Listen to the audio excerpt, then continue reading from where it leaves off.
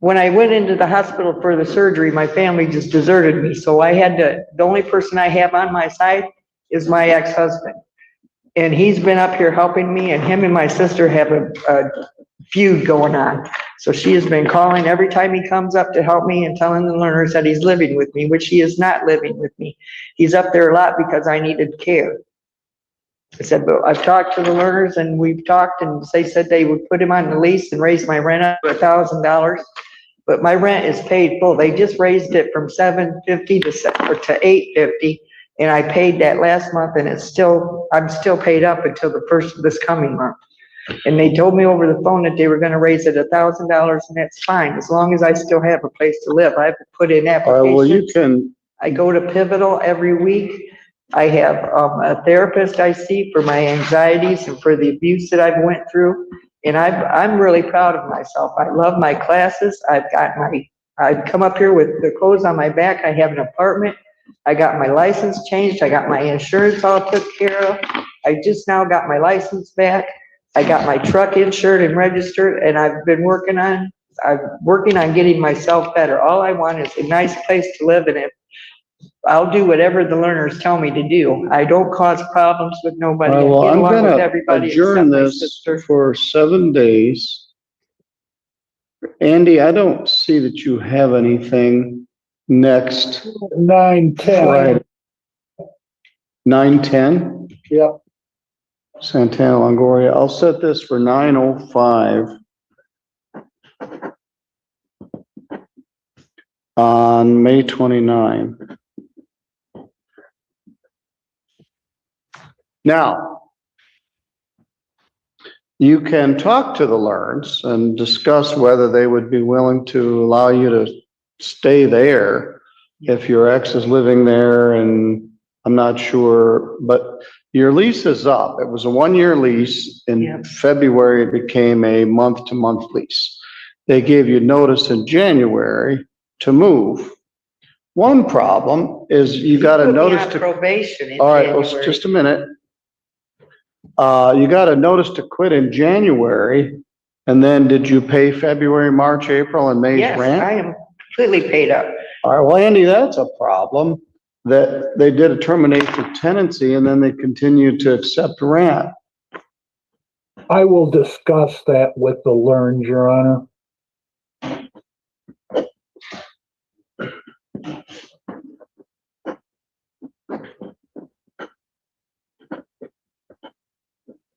They're here now.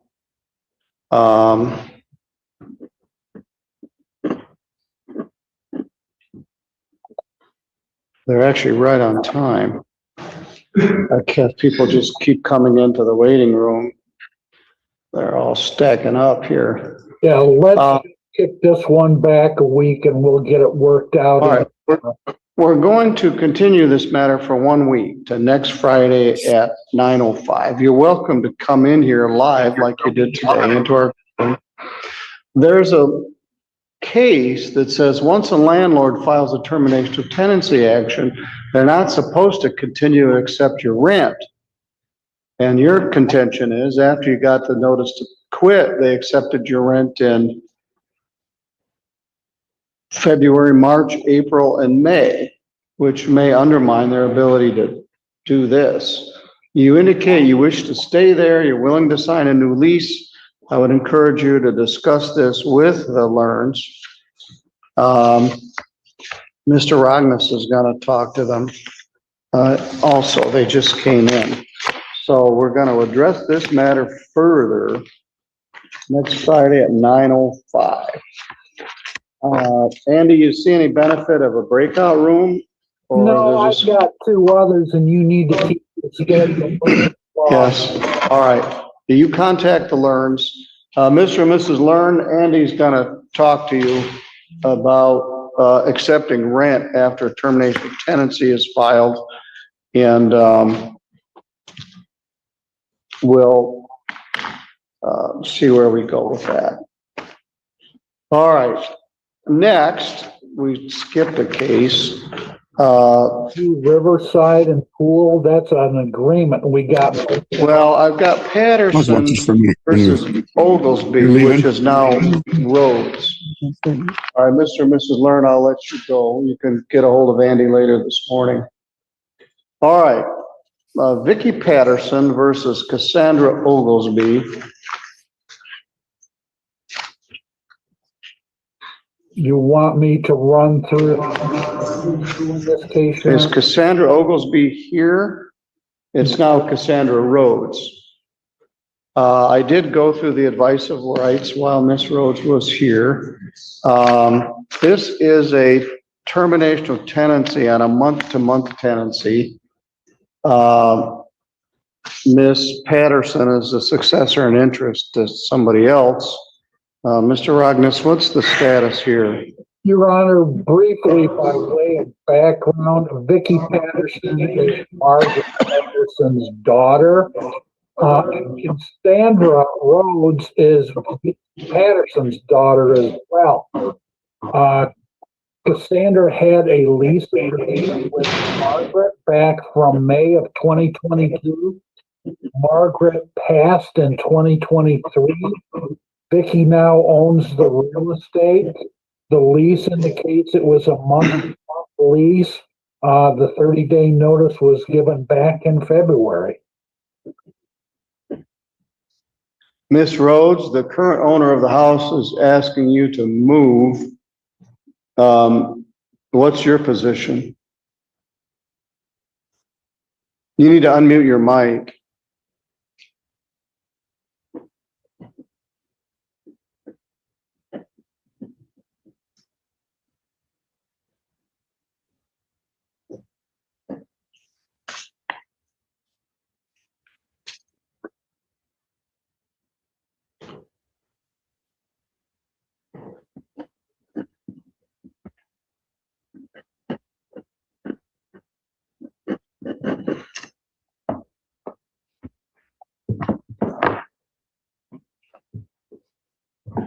Can you hear me now?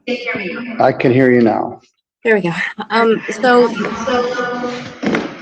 the documents that were submitted to the court, when I originally signed this agreement, there was actually an attachment in front of it that the situation was I actually had a house and I was buying it at a mortgage, all this stuff. And when my grandfather died in 2022, I was offered my grandparents' property as on a land contract as long as my grandmother was alive.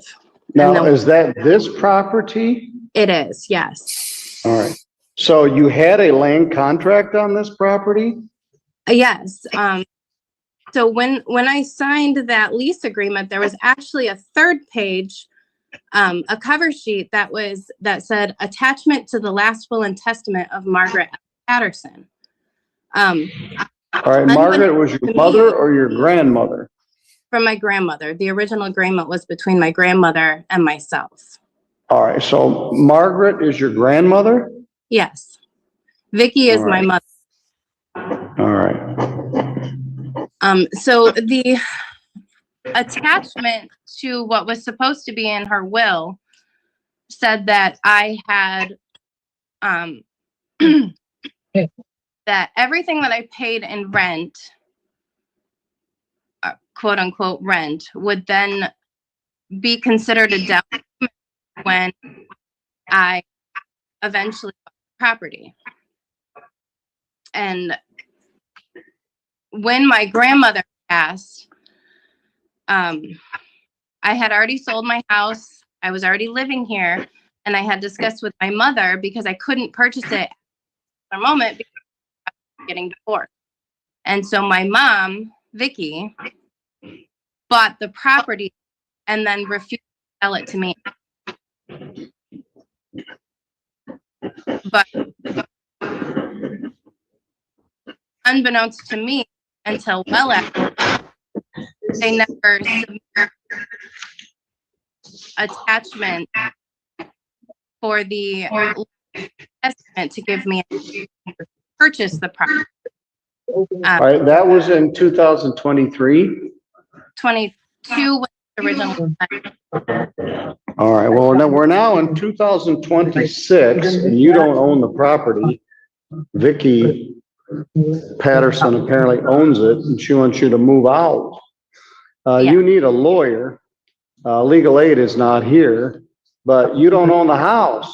She does. And whatever your grandmother wanted to do 4 years ago apparently didn't come to fruition. So they're asking you to move, and that's within 10 days. So the law requires that I adjourn this matter at least 7 days. I'm going to continue it to next Friday. That would be May 29th at 8:45. Andy, we'll start a little early with this one because it might take a little time. You could benefit from talking with a lawyer or contacting legal aid. I get these almost every month, a dispute between family members, grandma passes, mom passes, siblings have a disagreement as to what happened. You have a lease, not a land contract, and your lease is a month-to-month lease. They ask you to move in February. It's now almost June and you haven't moved. So here's the worst scenario for you. We will adjourn this matter till next Friday, the 29th at 8:45. If they get what they ask for, you would have 10 days from that day to move out, which would be June 8th, or you would be subject to having the sheriff come evict you. And that's not pleasant for anybody. They're not asking for money at this point. They're simply asking that you vacate, that you move.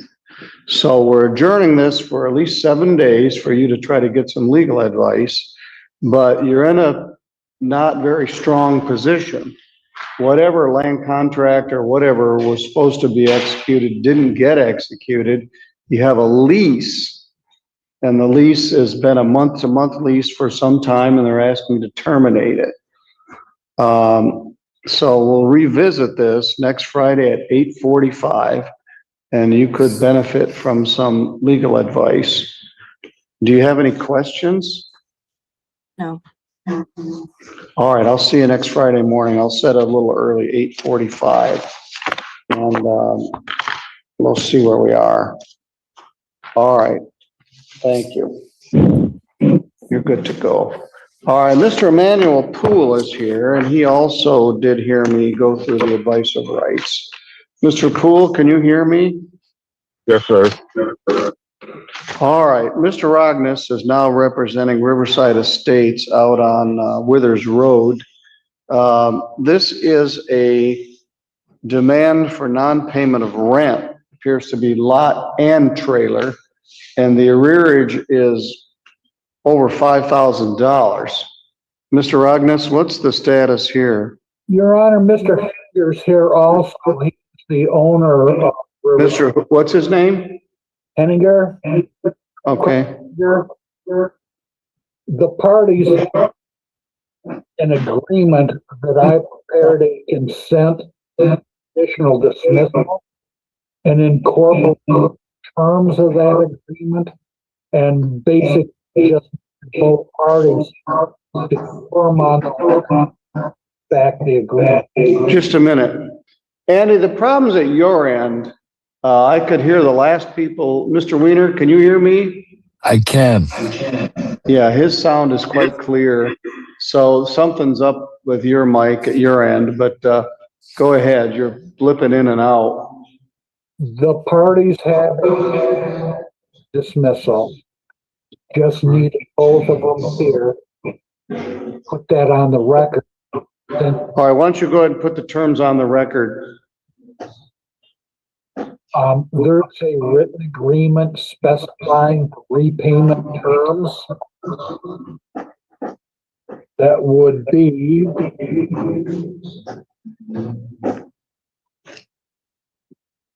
currently is $6,218.36 through May.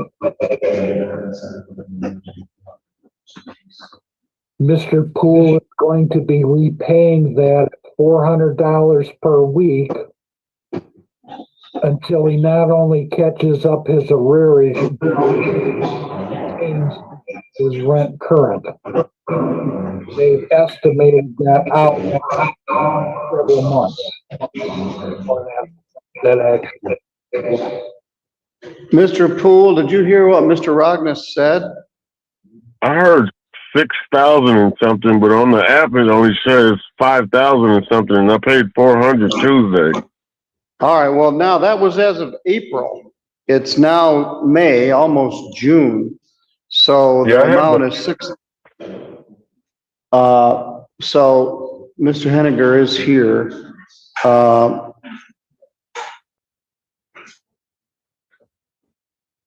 This is very generous, and it's gonna be very hard to pay $400 a week. It's like a old-fashioned car payment.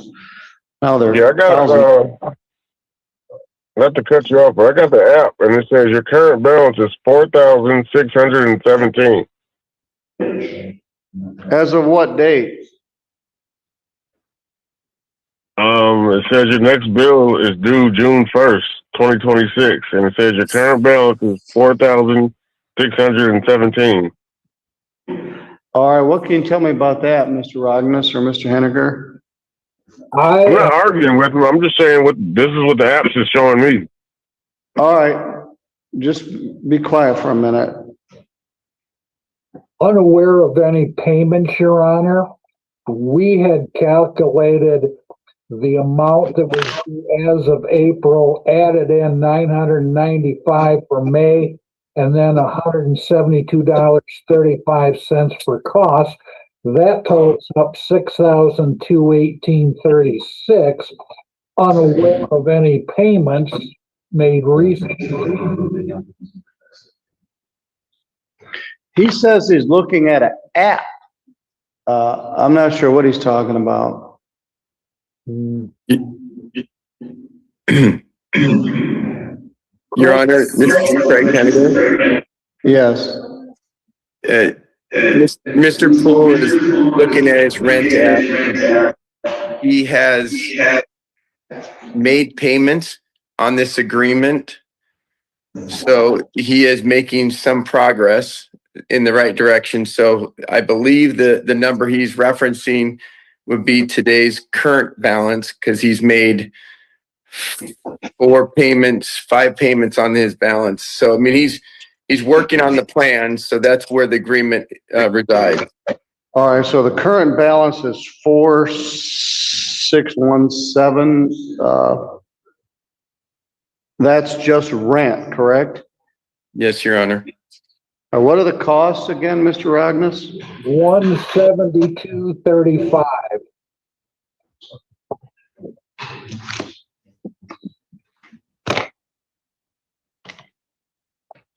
$4,617 plus 172.35. $47.89.35. All right, Mr. Poole, that does appear to be the correct number. Your app reflected what is owed. So you're going to pay that at $400 a week. They're going to prepare what's called a conditional order of dismissal, and you agree to those terms and conditions? Yes, sir. And I'm also working overtime, so anything I can get more than what I'm getting now, I plan on playing 400, or if I get more hours at work, I plan on playing more than that. So. All right. Mr. Rognus will submit the conditional order. Yeah, I'll do it under the 7-day rule. All right. So we got to come back to court in 7 days, you saying? No, you don't have to come to court, but bear in mind, if you don't hold up your end of the terms, they can ask for a writ of eviction and have you terminated from this tenancy. So they're dismissing it conditionally, with a condition that if you comply with the terms, it will remain dismissed. If you don't, it will get reactivated, and we will proceed. So stay in contact with your landlord. You'll get that order in the mail within about the next 7 or 8 days, but continue to make your weekly payment. I definitely will, sir. All right, very good. So you're good to go. Okay, see you next week. Thank you. Thank you. Thank you. All right, we're a little backed up. I apologize. We got lots of people on the screen in the waiting room. Let's see who we've got. We've got Attorney Yancey is here on behalf of Finrick. Ms. Fennerman is here. And is Jennifer Nichols here? Are you Jennifer Nichols, Samsung? All right, well, let me give you a name. You need to unmute your mic.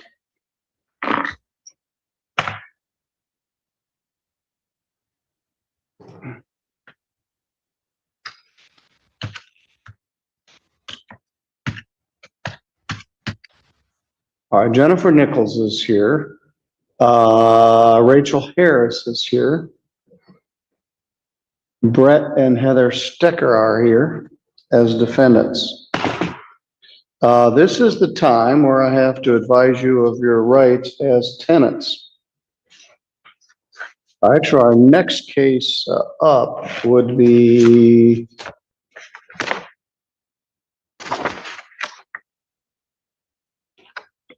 Harris, I think. All right, give me a moment.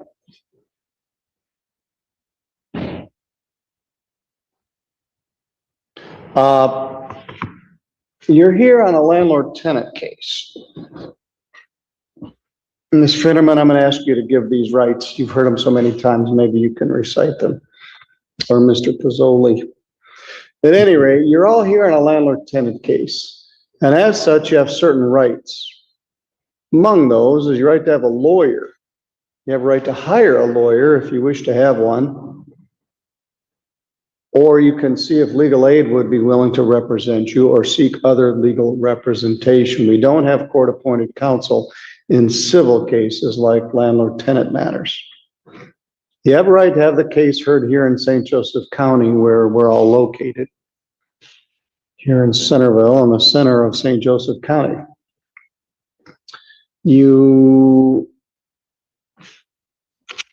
Some of these are non-payment of rent and some are termination of tenancy. Some are on mobile homes. But you have a right in any of those cases to have a jury trial. We've yet to ever have one, but we might one day. If you wish to have a jury trial, you must tell me at this first court appearance or make the demand in writing within 5 days and be prepared to pay the $50 jury demand fee unless you're unable to pay it and the judge excuses the fee. If your landlord has asked you to be evicted from a residential property because you haven't paid rent, you may be able to get assistance from the Michigan Department of Health and Human Services, Community Action Agency, Neighborhood Inc., or other funding source. Or if you're a veteran, you may be eligible for some veterans financial assistance. You may be able to reach an agreement with the landlord by going through mediation. If both parties are interested in that, the court can help set it up. Or you may be able to reach an agreement that would result in what is known as a conditional order of dismissal. Either the attorneys would prepare it or the court would assist in preparing that. So our 920 case is Finrick LLC versus Jennifer Nichols. Ms. Nichols, could you unmute your mic?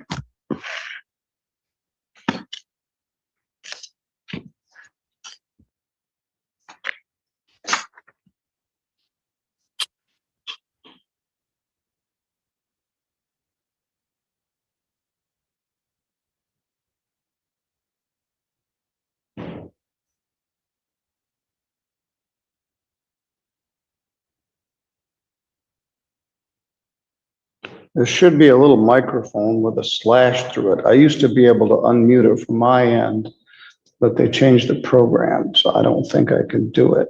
Let me try it. No, it won't let me do it. Can you hear me now? No, she has to do it at her end. She looks like Judge, it looks like Can you she's hear me now? unmuted. I did it, but she didn't. Ah. Yes, I can. Thank you. All right.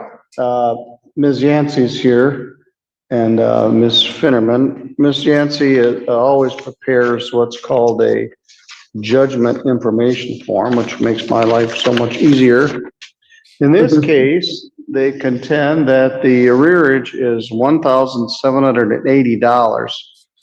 A late fee and a rent for April and a late fee and rent for May. Court costs are $188.85 and the total is $1,968.85. Ms. Nichols, what do you say to that? I do owe that money. That is correct. Judge, when I got placed here in this apartment complex, I was helped by Keystone. And they were supposed to help me, for a year or whatever. That being said, I found out January 2nd, I got the letter in the mail that I'd have to be responsible to start paying rent as of March 1st. I didn't even get my first paycheck from my job until March 13th. I then tried to make a couple payments a month and I failed miserably. Then I was off work for 2 weeks on a rotator cuff. I do not want to be homeless. I really want to work and get this caught up. My electricity got shut off. That was $375. I've had to do that. I've got that back on. I then also had some legal issues. I got arrested. I've been to court for that, but it was almost $300 to get out of jail. I'm only working. It's been one thing after another, Judge. And I know that happens. This is life, and Chris has been great working with me. I just want to tell you that, Chrissa, I don't expect her to do anything. Wasn't gonna, but I enjoy living here and it's just been minor setbacks. I haven't had the money. If I did, I would. All right. Well, all right. This happens a lot. Keystone places people in a unit and this company does that. And then the subsidy runs out and the people can't afford to live there. The landlord has a waiting list of other people that would like to move in there. And you're between the proverbial rock and the hard place. But they can't we're about to be into June. They're going to be another month and I filed the paperwork with DHS, for the emergency. All right, so you have asked for emergency assistance? Yes, sir.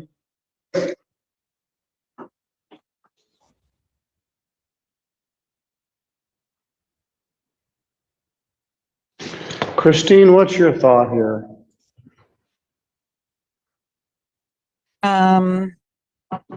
I know you're obligated to reset it for the 7 days. I just reset it and see maybe she'll have that assistance from DHS by that time. Well, you may not be able to get it. You already got assistance from Keystone and the funding ran out. Well, so the you funding, may not.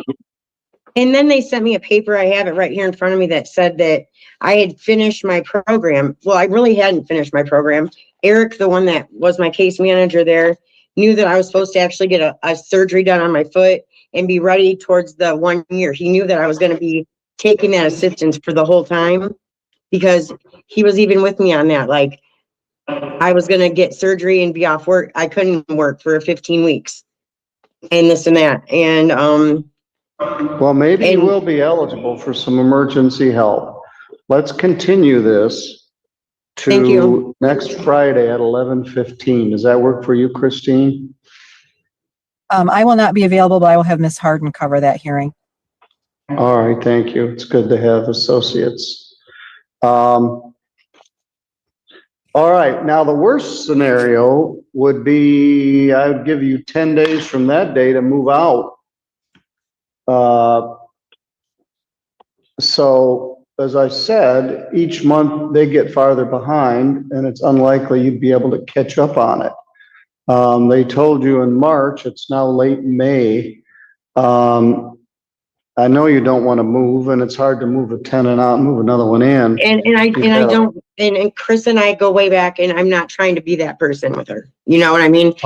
I will bow out gracefully, but I just want to try to save it with my aid, All right, well, perhaps share this information with you can't even see it on this dumb white background I've got here. This is on here because this is the week for the customer satisfaction or dissatisfaction survey. If you wish to weigh in on that, you can scan that QR code and give your input about how we're doing around here. We're doing the best we can, I guess is all I can say. I will see you next Friday at 11:15. Stay in contact with DHS and stay in contact with your landlord. Okay, I sure will. All right, Ms. Harris, I'll see you next week. That's Jennifer. I mean, Ms. Nichols. Okay. All right, Ms. Harris. Ms. Harris, will you wake up? We're gonna take your case. Yeah, I'm here. I know it's very boring around here and I feel like that much of the time myself. All right, this is Finrick versus Rachel Harris. This is a second hearing in this matter. A default Actually, Your Honor, it's our judgment. third hearing. Yeah, it's a third hearing. A default judgment entered. The defendant didn't show up last week. We struggled. She didn't come in. She didn't Zoom in. She gave us a telephone number. I tried to call her about 3 times and could hear people talking in the background, but nobody ever picked up. So we entered a default judgment indicating that you owe the rent. And a There was date nobody to in pay my it. apartment but me at that time. Say that again? There was nobody in my apartment but me at that time. I had no missed calls from you. My Still been phone the number you guys originally had got shut off, and I didn't know until Well, anyway, you didn't make a show phone up call. for a hearing. Now, in order to set aside the default, you need 2 things. You need just cause for not appearing, and you need to show that you had a legitimate defense. I don't think either of those things are true. I tried going on Zoom, my internet wasn't working, and I didn't have a vehicle. My vehicle was down, so I couldn't make it into the courthouse, and I didn't have money to get transportation to go to the courthouse. But you owe the unpaid rent. I understand that. I just started working. I got my first paychecks this week. I'm starting to work 40 hours a week. I'm working 2 jobs.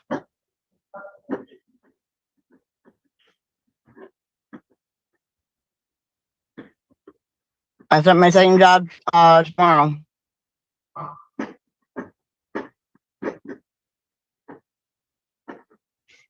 I was I very probably frustrated. I tried to call you multiple times. Where are you? You look like you're inside something that caught fire. I'm in my vehicle. Did it have a fire? No, the cover's taken off it on the inside. Oh, all right. Well, anyway, I don't find you had a valid reason for not appearing, and I don't find that there's a legitimate defense. You just owe this. So the motion to set aside the default is denied. No meritorious defense.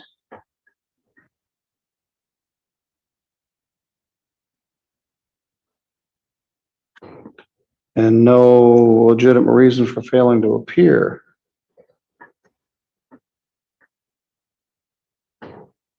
I apologize to everybody else. I crammed this matter in here in the middle of an already busy morning. But Ms. Finnerman and Ms. Yancey were already scheduled to be here at this time. And I didn't want to drag them around the field. As she indicated, they've already been here 3 times. So I crammed this matter in the middle of an otherwise busy morning. Defendant did file a motion to set aside the default, which if I just denied. So the original judgment remains in effect. I would suggest that you stay in contact with your landlord, or you could be subject to being evicted. I did grant your fee waiver. But your motion is denied. So the original order from last Friday stands. And I would suggest you stay in contact with Carissa.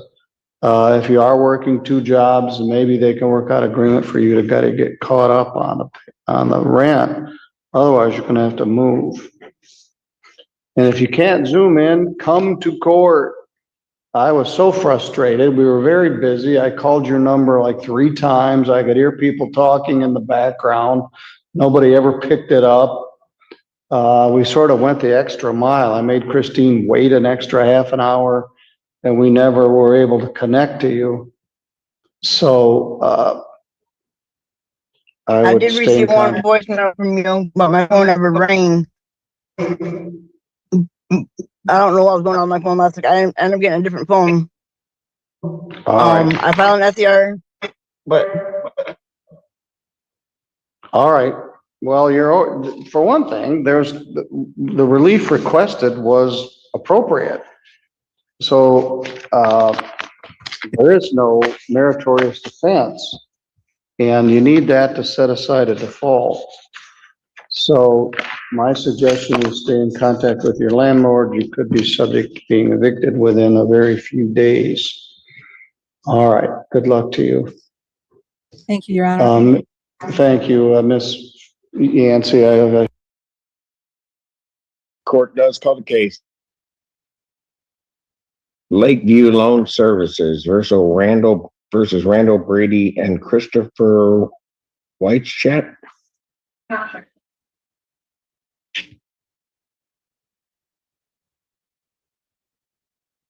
Morning, Your Honor. Go ahead, counsel. Good morning, Your Honor. Anthony DeClerc on behalf of plaintiff P 79103. All right. Brady, Weinstadt, they are not present. If you'd like, did you pay for a second? There was no second mailing on this case. So I will have to, them not being here, I'll have to adjourn this matter out. Adjourn this out to May 29th, 2026 at 12 noon. That is a in-person hearing, counsel. That time. You can file a Zoom request if they're not appearing, but all right. Thank you very much, Your Honor. Thank you. Danbury Park Manor versus Miyoshia Bell. And I apologize if I said it. Good morning, Your Honor. Greg Calabrese, P76393 on behalf of Danbury Park Manor. Your Honor, we were not able to accomplish service. We didn't get the summons back until Tuesday, so we're just asking for an adjournment. All right. No service on it. May 29th, 2026 at 12 noon. And we can just submit the Zoom request, Your Honor, to in the usual manner. Yes, you can. Thank you very much for your time, Your Honor. Appreciate it. Have a good weekend. You too. Thank you. Elevate Property Solutions LLC versus Hamdia Syed Jama. Morning, And Attorney. Oh, sorry. Yusuf Jama. Go ahead, sir. Good morning, Your Honor. Attorney Hamza Soban on behalf of the plaintiff. Mr. Jama's here. He tried actually. Apologize. Dropped. He was here though. Okay, counsel, let me pass this briefly. It looks like defendant 2 was here but dropped. So we'll see if it comes back. Okay. Thank you, Your Honor. Thank you. Covington Apartments versus Jean Camano. Good morning. And, Constant for plaintiff. and Kima Camano. Do we have him? Gentleman here. In the last block. He was here in the last block. Is he? But he's not here now. We told him that he would. Correct.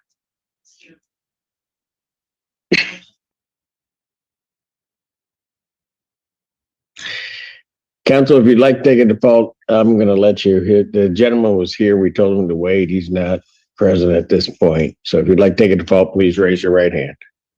Do you solemnly swear or affirm testimony you're about to give will be the truth, whole truth, nothing but the truth, so help you God? You do, Your Honor. All right, go ahead. Your Honor, this is a termination of tenancy case, so there's no, we're not seeking any money damages, just, a default judgment for possession only with a writ date of June 1st. Judgment to the plaintiff, that is by default for possession, no redemption amount, writ to issue in 10 days. Thank you, Your Honor. Have a great holiday. You do the same. Bye-bye. Chittister Place Apartments versus Dorothy Walker. Good morning, Your Honor. Paul Hughes, P 31986, appearing on behalf of the plaintiff. I'm trying to get one. Okay. I'll try. Hang on. Dorothy Walker. They are not present. You paid for the second hearing. There we go. We can see you. All right. And if you like to proceed, please raise your right hand. Do you solemnly swear or affirm testimony you're about to give will be the truth, whole truth, nothing but the truth, so help you God? I do. Go ahead, sir. Plaintiff requests a default judgment. The amount of rent due is $1,092, court cost of $172, for a total amount due of $1,264. This is a possession only judgment, no money judgment at this time, with a writ to issue on 6/1 or after if the defendant does not pay or move. Judgment to the plaintiff, that's by default for possession. Redemption amount is in the amount requested with a writ issue in 10 days. Thank you, Honor. Have a good day. You do the same, sir. William Babbitt versus Douglas Swaffer and Patty Swaffer. Good morning, Your Honor. William Babbitt. Gotcha. Do we have either checked in? We do not. I do not. I have to turn I'm it out. here. Okay, hold on. Where? Your Samsung. What's your name, ma'am? I'm Patty Swaffer. Okay. All right. Mr. Babbitt, what's your claim in this case? How much are you claiming is owed? Your Honor, in this case, we're claiming back rent of $2,494.61. We have costs of $113. I submitted a consent judgment the other day for a total of $2,607.61. How much? I'm sorry, back up. Sorry. What's your claim today? 2494.61. All right. Then 113. Ma'am, Yes. how are you intending on getting this paid? Doug and I are planning on doing a payment plan. I just started a job a couple weeks ago, and I also get my disability. So yes, we agreed that we would do a payment plan so we can catch up. Mr. Babbitt about that? Yes, we did. We did speak about it. They did consent to the judgment that I emailed over. Does the court have that? I don't have that. Okay, I emailed it to Ann the other day, but I can submit that. I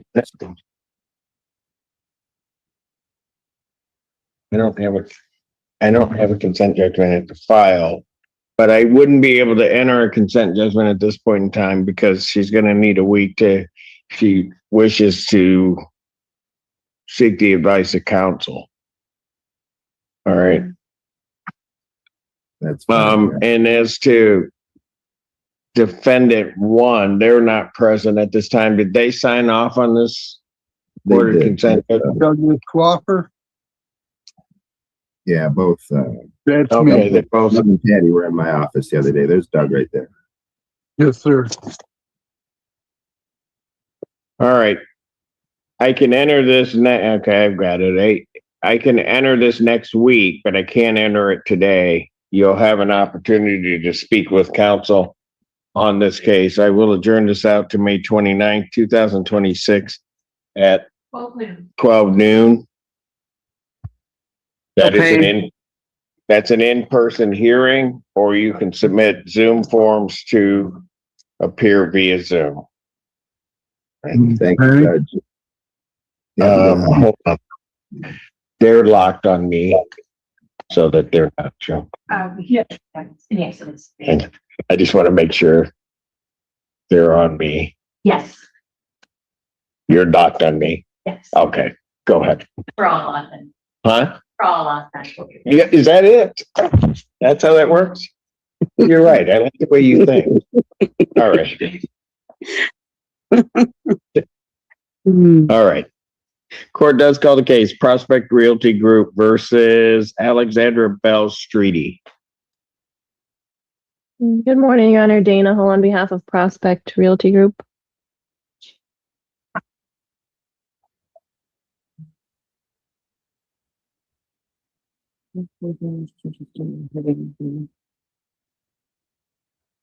Ms. Bell Streety? Yes, I'm here, sorry. All right.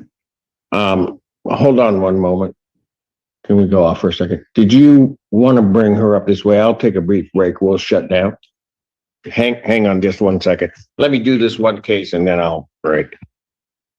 All right. All right. On the Bell Streety matter, what is plaintiff's claim?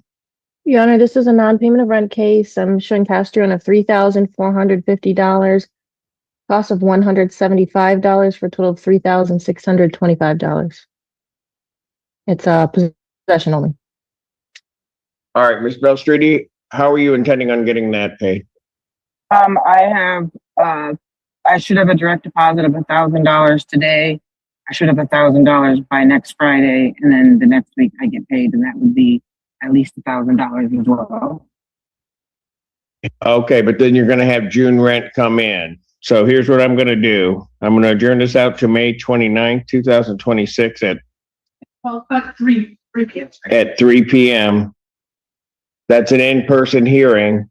I'd suggest that I've written down what you're going to pay by that time. I'm going to suggest that you contact plaintiff's counsel's office, see if there's something that you can work out regarding a payment plan. Okay. All right. That hearing is an in-person hearing. Okay. Okay. Thank you. All right. Is that it for you? It is, Your Honor. Thank you. That is. All right. Have a good weekend. And I'll see you folks, this afternoon. yes. Okay. Then I won't wish you a good weekend yet. All right. What I'm going to do is I'm going to step off for a brief moment. I've got an important visitor. So I'm going to step off for one moment. Actually, it's court business. And then I'll come back and I'll finish the rest of the docket. So court stands in brief recess. Let them know that. Check in. All cash for key. Sir, what is your position on this? In the right. Get it. Oh, you did. Thank you. Apologize. All right, court is back in session. Court does call the case of the Secretary of Veterans Affairs versus Antilli Reddick. Good morning, Your Honor. Morala Albu. Good morning. Good morning, Mr. Reddick. All right, this is a termination case? Yes, Your Honor. And this was a mortgage foreclosure.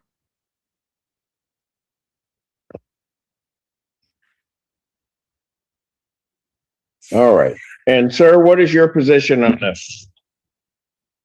Well, sir, good morning. I spoke with the Tina at the VRM, and the new arrangements that we made that she asked me to pass on was my move out date is now June 15th.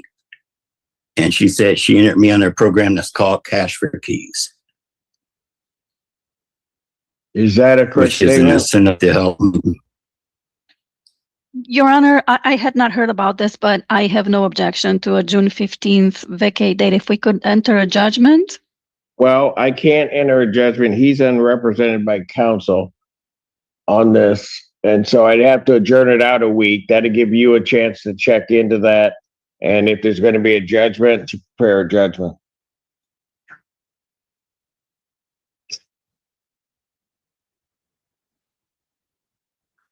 The attorney dropped. Okay, so she signs back in. So, sir, what I'm going to do is I'm going to adjourn it to May 29, 2026 at 12 noon. That's an in-person hearing. We'll let the attorney know that if they sign back in, we'll let them know that I've adjourned it out to that date. All right, sir? Okay, sir. Thanks, sir. Thank you. Bushwood Properties LLC versus Dennis Cornell. Good morning, Your And Riley Hoffman and Sasha Evans. Go ahead. Sorry, Your Honor. Good morning, Your Honor. David Fantier on behalf of the plaintiff. All right. I've got 2 out of the 3, I think. Miss Evans, Miss Hoffman. I think that's who I have. All right. Okay. What is plaintiff's claim in this case? The total balance owing at this time is $1,223.66. And it's a little, and I just found out this morning, this case is a little bit different, if I might, real quick. Yes, go ahead. Mr. Cornell has moved out and he found someone to replace him, and that person moved in, I think, on April 1st. And we did a lease modification that has now been signed by everybody except for Mr. Cornell. Mr. Cornell's mother called me this morning because Mr. Cornell has MS and explained the situation, which is why like I said, I just found out about the details this morning. So I forwarded the paperwork to her so that she could get him to sign it and then get it back to us. Having said that, Mr. Hoffman and Mr. Morel, right? Yes, sir. Represented by Mr. Kirby. We have Mr. View from the prosecutor's office. We are here today for pretrial. It's my understanding Ms. Morel is going to enter a plea of guilty to 1 count of strangulation. We're going to set this for sentencing. Is that accurately stated? Yes, sir. Mr. Morel, how old are you? 44. How far did you go in school? 12th grade. Are you able to read and write English? Yes, sir. Are you under the influence of drugs or alcohol? No, sir. Are you taking any medications? Yes, sir. What are you taking? Lamictal, a lisinopril, and a water pill. Are you taking anything that would interfere with your ability to understand what we're doing here today? No, sir. Are you a United States citizen? Yes, sir. We've had some discussions about your case. If you enter a plea of guilty to this charge, I'm not going to sentence you today because I don't know enough about you and I don't know enough about this case yet.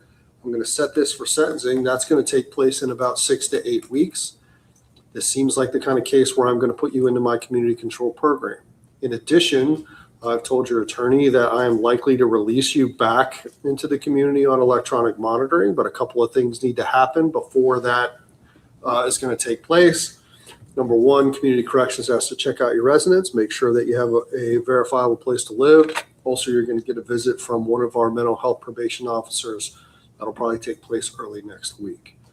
Other than that, has anybody made any threats, promises, or representations to get you to plead guilty to this against your will? No, sir. I have a document entitled Change of Plea and Entry. It looks like on the second page, there's a signature above the line defendant. Is that your signature? Yes, sir. Did you review this with Mr. Kirby before you signed it? Yes, sir. Are you satisfied with the representation that you have received in the case? Yes, sir. You're going to enter a plea of guilty to 1 count of strangulation. This is a 4th-degree felony, punishable by up to 18 months in prison and a $5,000 fine. If you violate the terms of your supervision and I send you to prison, the maximum penalty also includes an optional period of post-release control of up to 2 years. Before we go any further, I want to make sure that you understand your rights. You're presumed to be innocent in this case. That means that you can't be sentenced or punished until you either plead guilty or the state of Ohio proves that you're guilty. If they can, they have to do that unanimously to a jury or to a judge beyond a reasonable doubt at a trial. You would have the right to confront all the witnesses against you at the trial, compel witnesses to testify on your own behalf, and you have the right to remain silent. If you enter a plea of guilty on this charge, you're going to waive all of those rights. You're going to admit that you did it. We're going to get on to the matter of the sentence. Is that what you want to do? Yes, sir. Mr. View, did the state have the opportunity to confer with the victim in advance of today's hearing? Yes, Your Honor. Ms. Kennard and I met, with Ms. Stith and discussed potential resolutions for the case, and she's in agreement with the resolution. All right. What are the facts? Your Honor, if the case were to proceed to trial, the state would produce evidence beyond a reasonable doubt that on March 13th of 2026 in Deerfield Township, Warden County, state of Ohio, that the defendant did cause physical harm to Ms. Stith, a family or household member, by means of strangulation. Anything on those facts, Mr. Kirby? No, Judge. Mr. Morrell, did you hear those facts? Yes, sir. Do you admit they are true? Yes, sir. Understand the right you're giving up by entering a plea? Yes, sir. Which plea? Guilty. Based upon the plea of guilty, I'm going to find you guilty. I think you've made a knowing, voluntary, and intelligent choice here today, only after you had been fully advised of your constitutional rights, which you waived and rejected here in open court. I'm not going to go into the matter of the sentence today. I am going to reinstate your OR bond. That's not going to happen today because a couple of administrative things have to happen before you get out. But once those hurdles have been cleared, assuming that they've been cleared, then we'll get you out back on monitor you were out like 20 seconds last time before you violated the terms. That better not happen again. Yes, sir. Okay? All right. That's all. Thank you, Judge. Thank you very much.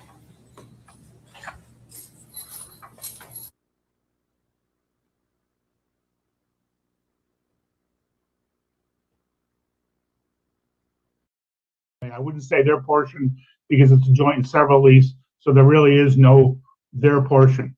But what's owed is 1/3 of the rent for April, 1/3 of the rent for May.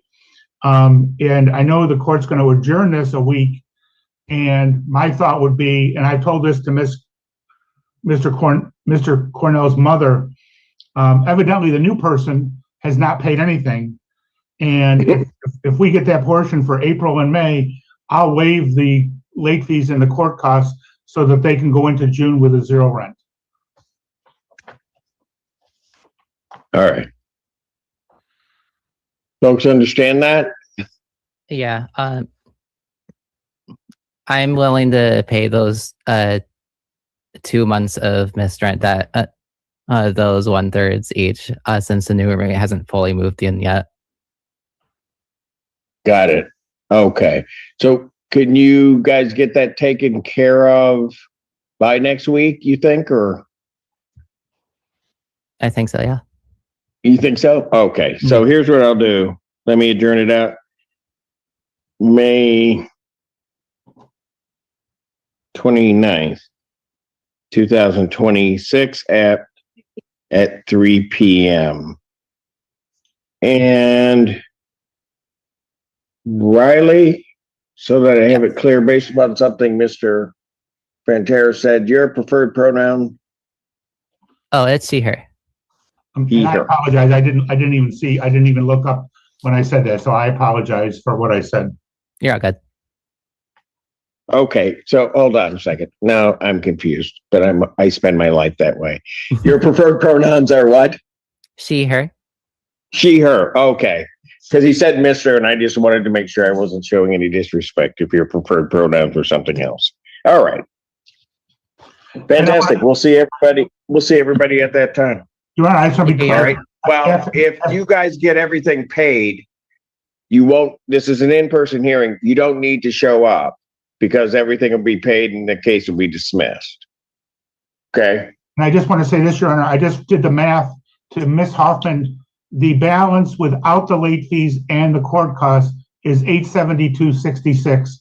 I know that's not what's on the ledger. So pay the $872.66. I'll waive the rest and then I'll dismiss the case. Thank you. Even better. Thank you. All right. Miss Evans, you did a great job. All right. Thank you. All right. You guys take care. Have a good weekend, Your Honor. Danny Noonan, LLC versus Frederick Hay. David Fantera on behalf of the plaintiff. Patrick. Your Honor, I have a question. I was looking at the docket this morning and maybe I've got it wrong, but on Daisha Jackson's ledger, on the thing, it says ASL, which I assume means American Sign Language. For which case? When I'm looking at the docket, I've got two more cases, one with Frederick Hay and one with Daisha Jackson. The Daisha Jackson says ASL, and that I assume is American Sign Language. And I know Miss Jackson's here. I think they put that on the wrong one. Frederick Hay is hearing impaired. So I would assume that Miss Jackson. Hang on. Miss Jackson.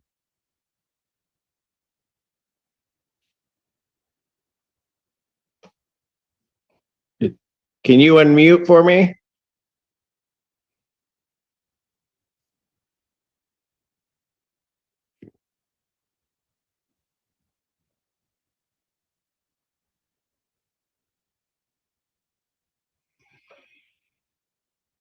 If you're on a computer, you can hold down the space bar.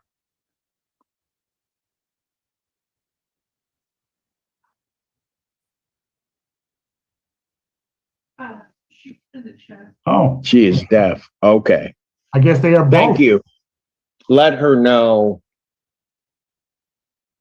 that we did have her case marked, but somebody is being indicated she did not need an interpreter, but we will get one. We're attempting to get one. Okay, let her know that. Okay. All right. And I wasn't aware of that. I was aware that Mr. Hay is hearing impaired, but I was not aware that Ms. Jackson is. But All Mr. right. Hay is not here. He's not here. If you raise your right hand, do you solemnly swear or affirm testimony you're about to give will be the truth, whole truth, nothing but the truth, so help you God? I do. Your Honor, I'm David Fantera. I'm the attorney for Danny Newton LLC. In this case, there's rent owing in the amount of $3,040, court costs of $175 for a total of $3,215. We'd ask for a judgment for possession with a writ after 10 days if that amount remains unpaid. Judgment to the plaintiff, that's by default for possession, redemption amount in the amount requested, writ to issue in 10 days. All right, let me.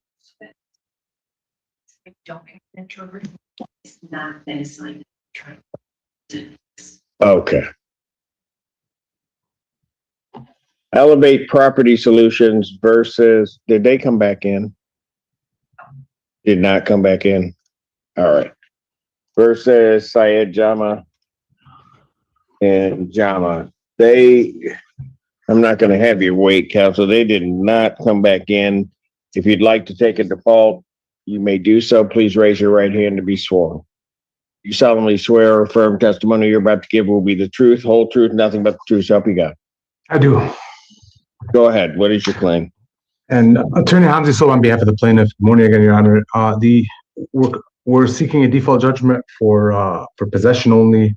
Currently, the rent to retain is $5,170. Costs are $214 for a total of $5,384. And we'd ask for a writ date no later than 10 days from when Your Honor signs the proposed judgment, or I believe it's June 2nd. Yes. Judgment to the plaintiff. No, thank you, Your Honor. All right, by default for possession, redemption amount in the amount requested, writ to issue in 10 days. Thank you, Your Honor. Have a great day and weekend. You do the same, sir. Thank you. Udu Bandipati versus Dayet Connor. Hello, good morning. Good judge. Hello.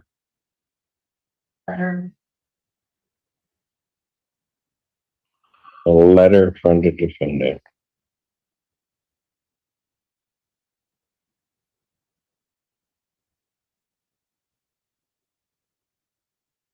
Indicating what? That she is unable to appear. Letter. Oh, the letter.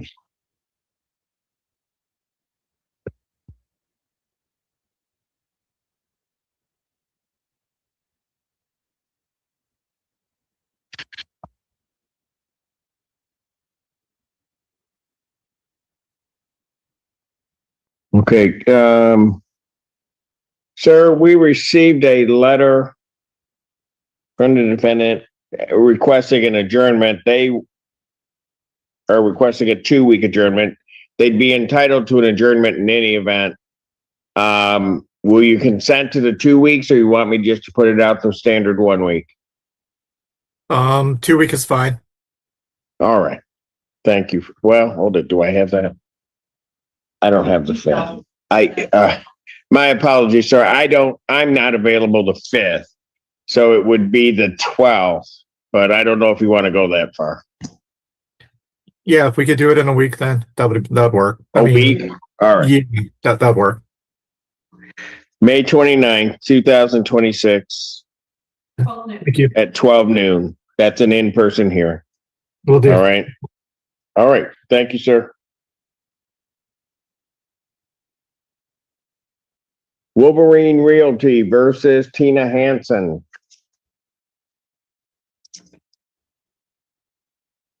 So we have the plaintiff. Yes, I have the, Sure, we have the defendant. Tina Hansen here. I don't know if Gary Graves is. and I'm here also. okay, on what case, sir? You want the case number? Well, sure, why not? 261C1625. Okay, are you Wolverine Realty? Yes, I am. Okay, that's why we don't have it. All right. Okay, so a couple things here. That is a corporation. Sir, are you an attorney? No, I am not. You're going to need to get an attorney to represent Wolverine in court if they're the owner. We have come to an agreement, the tenant and I. I can't do that, sir. If you guys are going to do something outside of that, I can't, you can't represent a corporation in court. It's really as simple as that. What I will do is, and Ms. Hanson, I'll adjourn it out to May 29th, 2026 at 12 noon. That's an in-person hearing. The corporation will need to have counsel. Also, Ms. Hanson, I can't enter a consent judgment because she's unrepresented by counsel, so she'd get the 1 week anyway. All right? May 29th at what time, sir? Yes, May 29th, 2 p. or what time? 12 noon? 12 noon. That's an in-person hearing down at the courthouse, folks. Right. Thank you. All right. Thank you, folks. Thank you. All right. We still don't have an ASL. Mr. Pantera, I think we're going to be better off if we get an in-person for next week. Or even if I can order it ahead of time through university translators, you tell me Zoom or in person, but I can order them ahead of time. Got it. For next week. All right.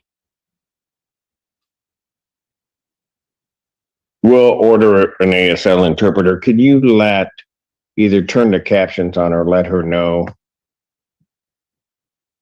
And then I'm adjourning this out to the 29th, 2026 at 3 p.m.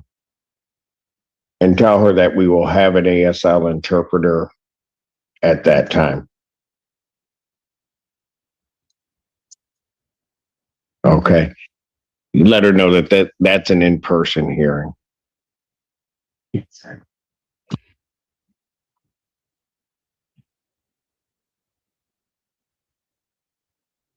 And can you ask her to give me a thumbs up if she understands all of this?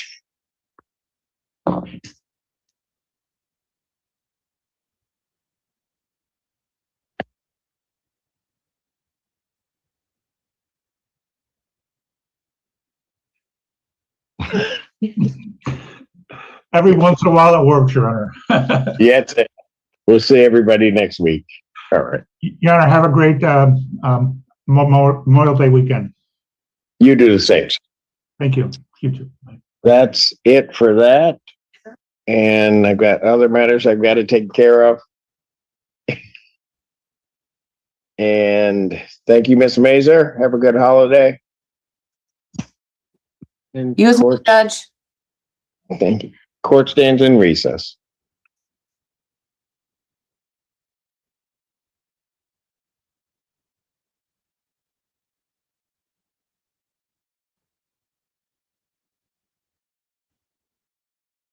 Defendant is Seated.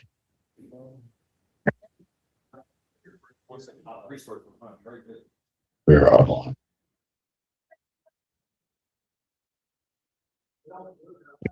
Court does call the case of the People versus Mario Floyd. Good morning, Your Honor. Ashton Longing, Office for the People. Morning, I'm Marcia Creighton on behalf of Mr. Floyd, who I believe is attending via Zoom. State your name, please. Mario Floyd. Yeah. This is People's Motion. Yes, Your Honor, thank you so much for setting this very quickly so that people could be heard. I know the court has reviewed the motion. I'd like to start with a couple of housekeeping matters. Yes. Record, I know Ms. Preacher got appointed this morning. So I had an extra paper copy of the police report that I gave her in court this morning, but I know that she hasn't had the benefit of reviewing a lot of the discovery in the case. So I just wanted to put that on the record. And mostly, Your Honor, we're here today asking the court to reconsider the bond.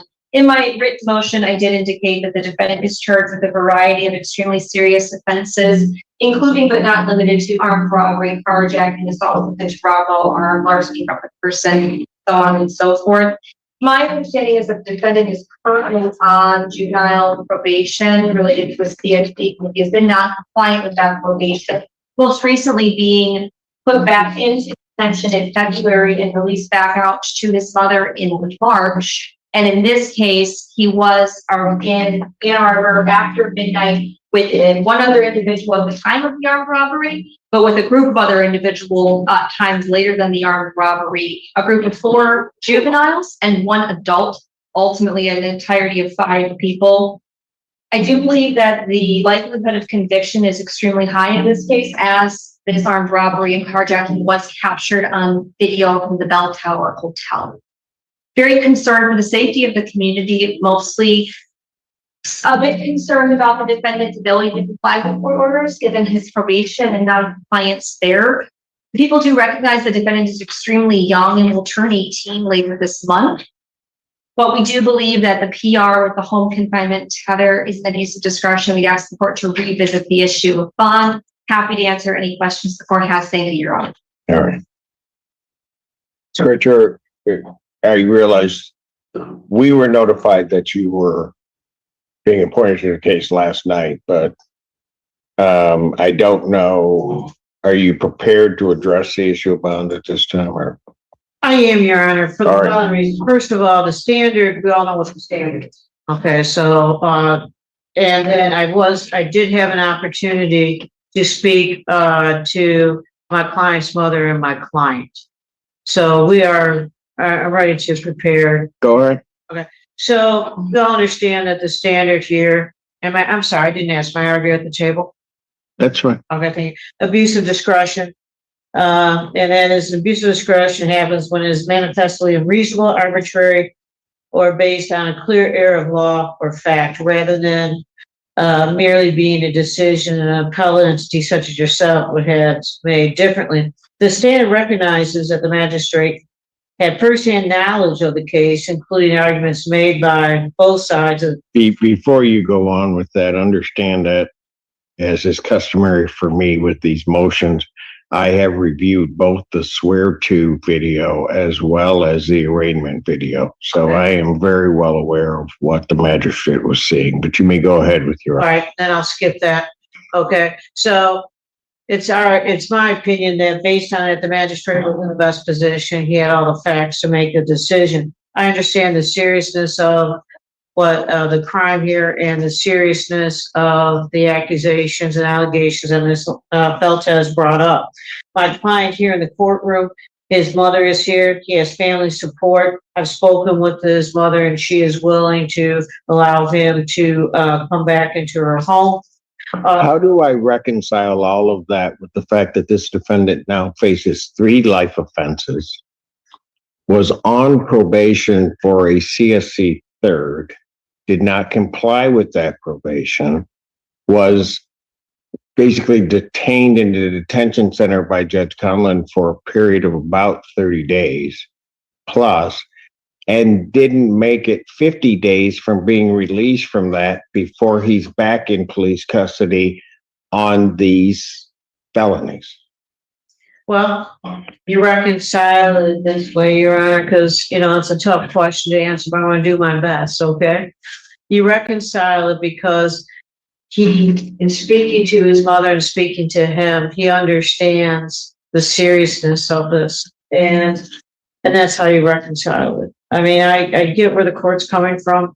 but this motion has to be, addressed. And, I appreciate the court listening to my arguments, but I think that there's other ways to ensure public safety, and that. How do I not consider it an abuse of discretion where the co-defendant, as I'm to understand from the swear to, was standing between the victim in this case and the vehicle in a position that it's believed was going to stop the person from going to the vehicle, that this defendant actually pointed a pistol at the person, then struck the person with that handgun and took the phone.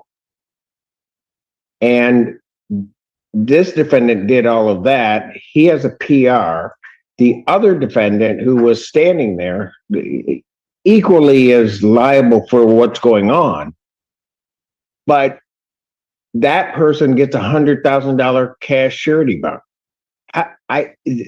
None of this, I'll be honest with you, and again, I'll listen to you, but I'm telling you from where I'm starting, none of this makes any sense to me. Well, I can appreciate the court's candor. The court's going to make their decision, and that's the court's prerogative to find an abuse of discretion. I mean, I don't have information as a swear to. I don't have the $100,000 bond that was set on the co-defendant. All I can say is that I believe it was Magistrate Oda made that call, and he had the information. He had all of this information, I presume, because I haven't seen that video.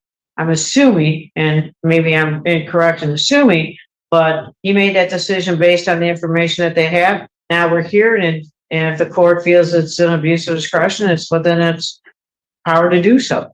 I'm saying that if the court is, just apply the standard that I rattled off earlier, my client has family support. My client, I've had a conversation with him. He understands that whatever court order said is followed. If he's able to post bond and release on bond, then that he has to follow his court orders. The family is suffering through financial hardship. In the home, it's a single mother home. There are 5 children, including my client, so there's 4 still at home, and she is the sole provider.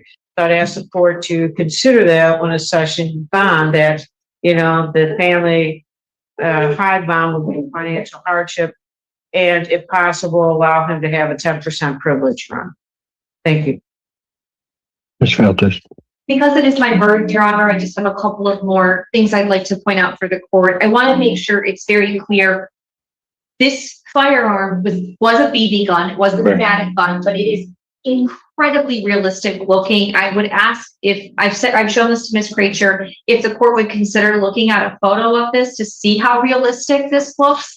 I do think it's important when we talk about this to realize that. If there's no objection from defense. No objection. It's not labeled or anything, Your Honor, and I'm not admitting it, but I just want the court to see the firearm that was recovered. I didn't say the weapon. I didn't say firearm. I should say weapon.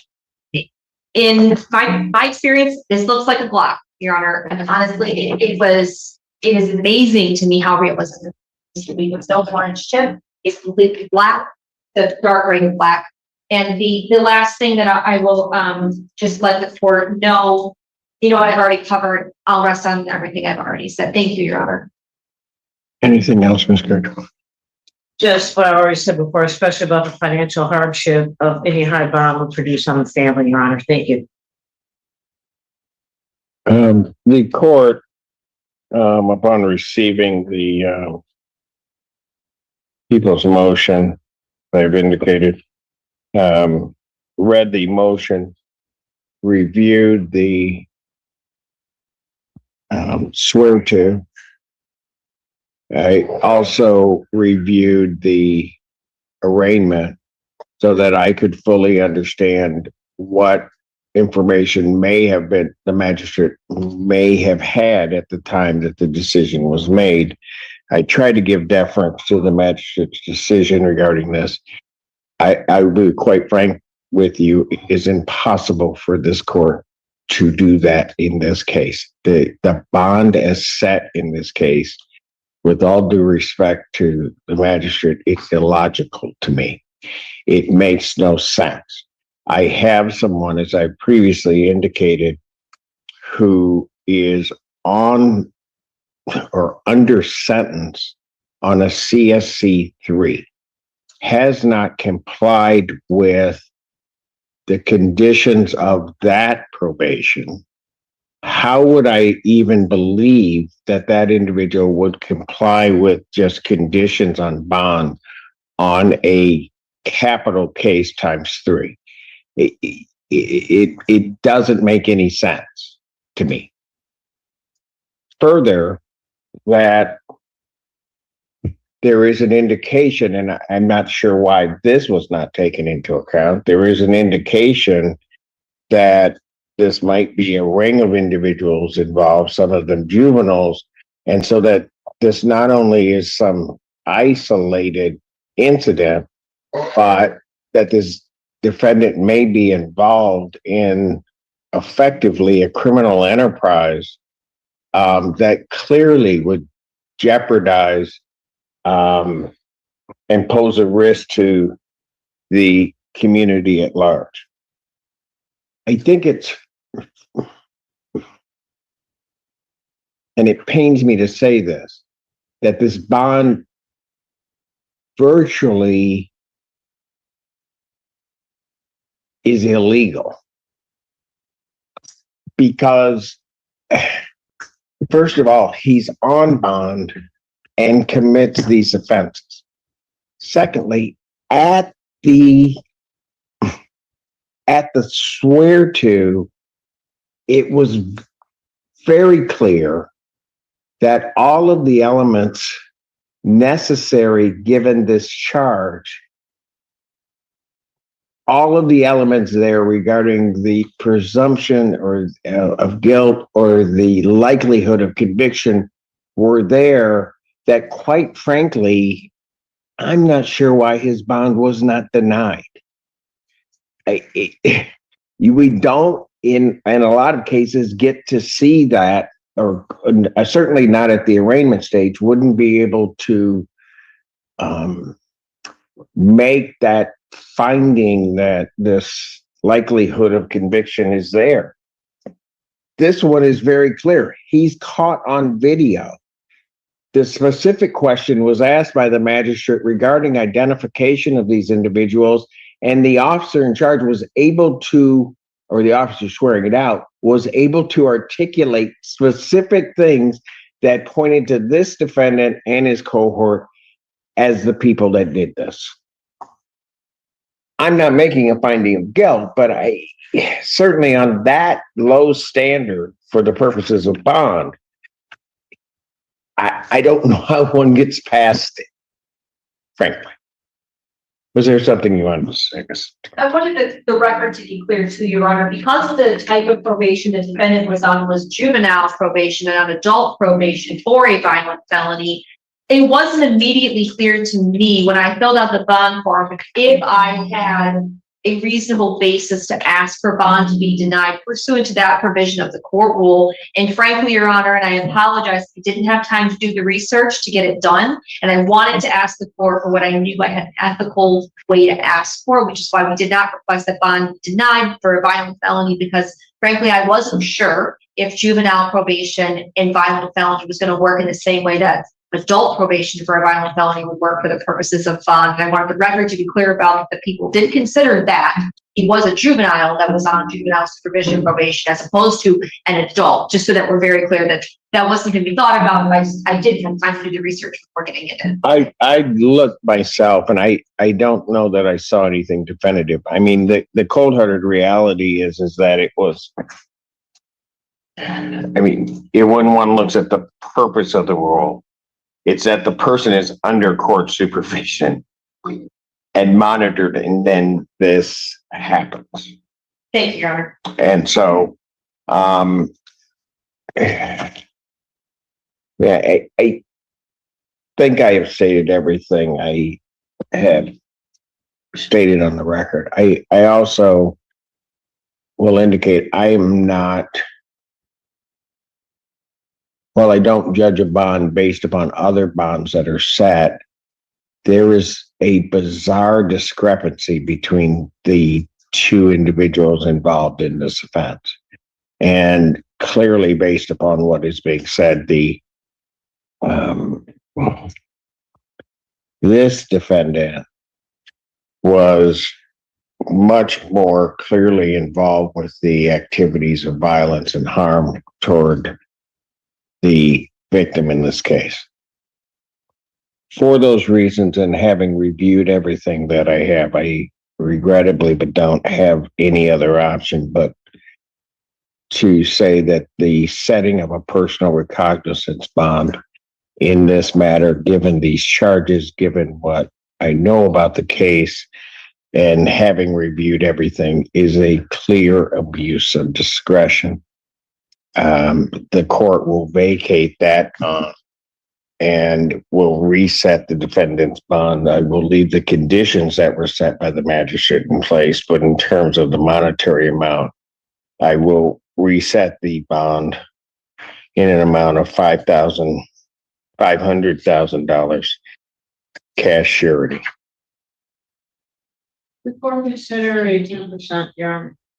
I will not, and mainly also because I don't know that the defendant being on probation violating this, my opinion is he's not entitled to it, and I'm certainly not going to exercise my discretion to grant.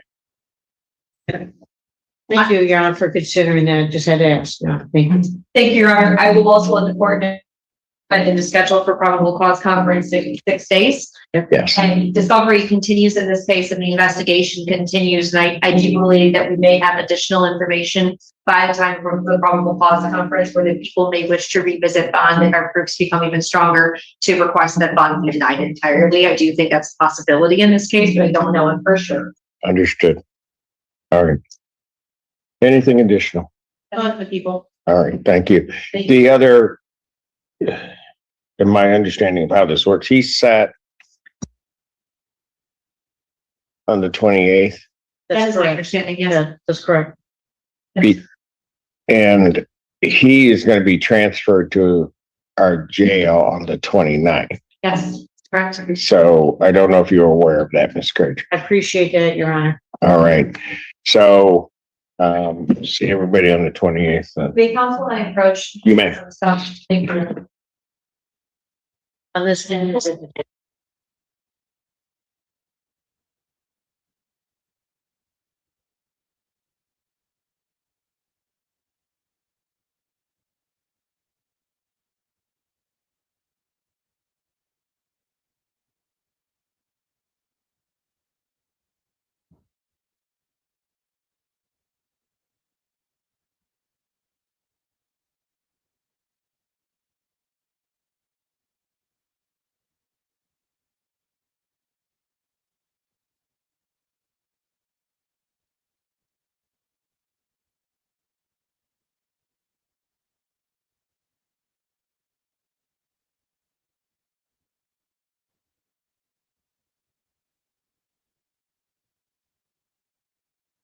Put this in here and we made it work, but thank you. And for the rest of you, thank you for your patience.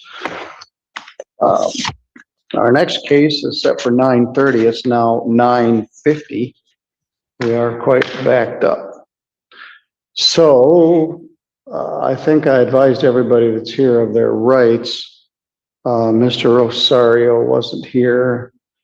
But we'll go ahead and do Mr. Wiener's case, Emery Lane Mobile Home Park versus Brett and Heather Stecker. They did get the rights here a minute ago. Again, Stuart Wiener is here, Richard Pozzoli is here, Chris Corpening is here, and the defendants are here. The file number. Yes? This is Mr. Rosario. My paper said it was at 9:40. It is, but we aren't to 9:40 yet. Oh, okay. I haven't caught up. We're behind schedule. Okay, no, just making sure that you know, because you said Jose Rosario wasn't here. No, I said he's here. I could see you. I can't see you now. I saw you walk around and get in your car. But anyway, we'll get to your case in a minute. Mr. Weiner, what's the status here? So, Your Honor, we have rent and lot involved. Due through May, the lot deficiency was $1,765. The home deficiency was $1,425. There were late fees of $150. That totaled $3,340. But the Steckers made payments. They made 4 payments on 4/20, 5/1, 5/13, and 5/20. The total of their payments was $1,750. If we subtract the payments from the amount due, we have $1,590 total. But there are also costs of $309.20, attorney fees, filing fees, and service. So the total that is owed right now is $1,899.20. All right. Thank you for that succinct recounting. Mr. and Mrs. Stecker, yes. Sounds like you made a substantial amount of payments, $1,750. Now through May, lot and trailer, you owe $1,590 plus costs. Is it your plan to try to catch up on this? Yes, Your Honor. We've been working very diligently trying to get everything taken care of and squared away.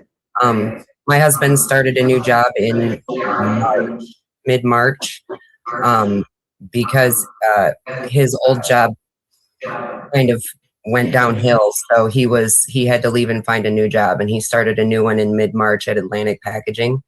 So good for you.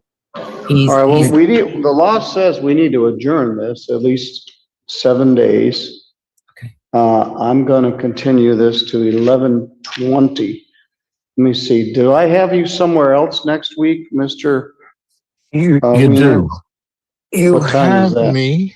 Oh, yeah, I'll set this. Yeah, I don't want to drag you around again. It's going to be very crowded. I'll set it for 9:37. Yeah, that's Friday. perfect. Okay. They're 9:37. All right, Mr. and Mrs. Stecker. Yes, sir. My advice is you stay in contact with Ms. Corpening. She's been doing this for a long time. Yes, sir. If you're going to work out some sort of plan where you're going to get caught up on the rent, they can come to some sort of an agreement. Next week, we will still be in the month of May. Sure. We'll be here on the 29th. 3 days later will be June 1st, and June's rent will also be due. Yes, sure. And so that will somehow get worked into the equation. Yes, sure. But you've made a substantial payment, you've got a commitment to the lot and the trailer, and you wish to stay there. And I say this all the time, it's easier to keep a good tenant in there than to move one out and move another one in. So we're going to revisit this next Friday morning. We're going to be very busy next Friday morning, but we'll make it all work. We'll see you about 9:30 or 9:35. It's actually set for 9:37. That's just so I could fit it in. Mr. Weiner's got several cases, and I didn't want to stretch him out across the morning docket. So continue to make any payments. They'll be applied to any arrearage. Stay in contact with your manager. You did a good job of zooming in a timely manner. You had your names in there. I could hear you and see you. I could hear you better than I could some of the attorneys. So we're trying. All right, I'll see you next Friday morning at about 9:30, okay? Yes, sir. Thank you. All right. Thank you, Your Honor. Have a great weekend. Thank you, All Your right, Honor. I'll see you guys all next Friday. Thank you, Your Honor. Bye-bye. All right, so we are behind. Let's see who else we've got here. We've got Mr. Rosario. We've got Mr. Dvorak.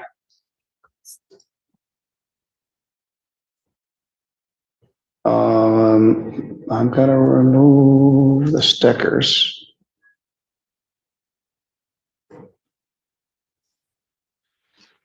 All right, Mr. Icorn is here. He's in one of the waiting rooms, visiting rooms. And Mr. Dvorak is here. He's the plaintiff in Mr. Knopfsinger's case. Andrea Matthews is not present. And that matter set for 9:50. It's now 10 o'clock. So let me give her Mr. Rosario name. And I've got to advise him of his rights.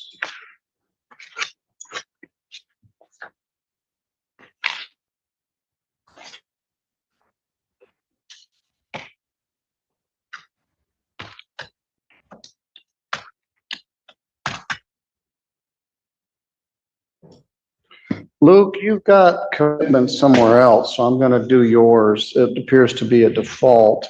Then we'll come back to Rosario. Thank you, Your Honor. Good morning to you. Good morning. This is file number 26930. Let's see if I have anybody in the waiting room. I don't. Title of the case is Dvorak LLC versus Andrew Matthews or any other occupants. Luke Knopfsinger is here on behalf of the plaintiff.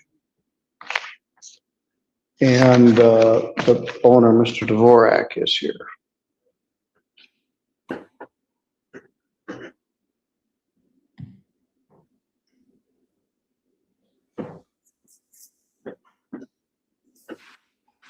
We have service by attachment, and I don't have a second mailing, so I'm going to have to adjourn this for 7 days. We've got a substantial arrearage, and at the time of filing, what is I got the court cost. What's the $6,000 is the current arrearage? Yes, Judge, and it would be 6,750 as of June 1st. I did do the supplemental mailing on April. Oh, did you? Yeah, April 29th. Maybe I missed it.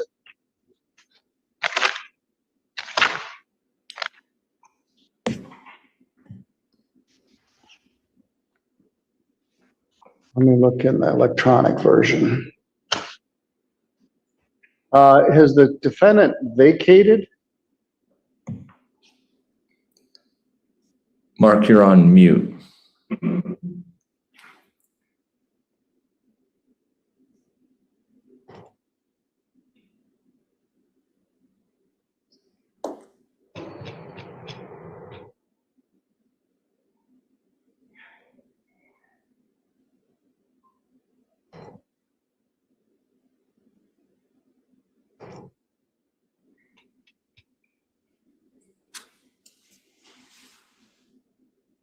Mr. Dvorak, is the defendant still there?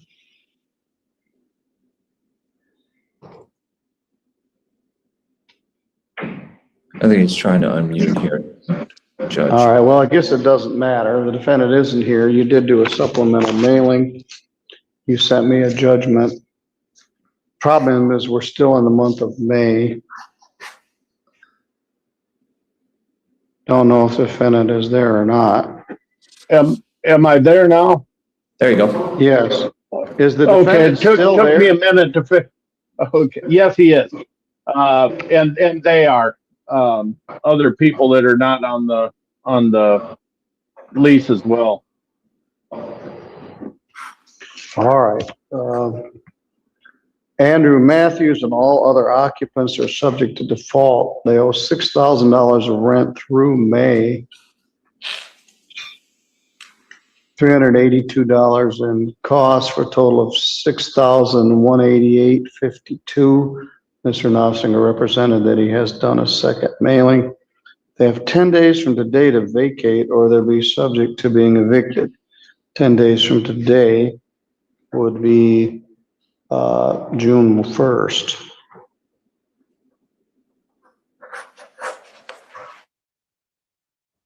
No money judgment is entered at this time.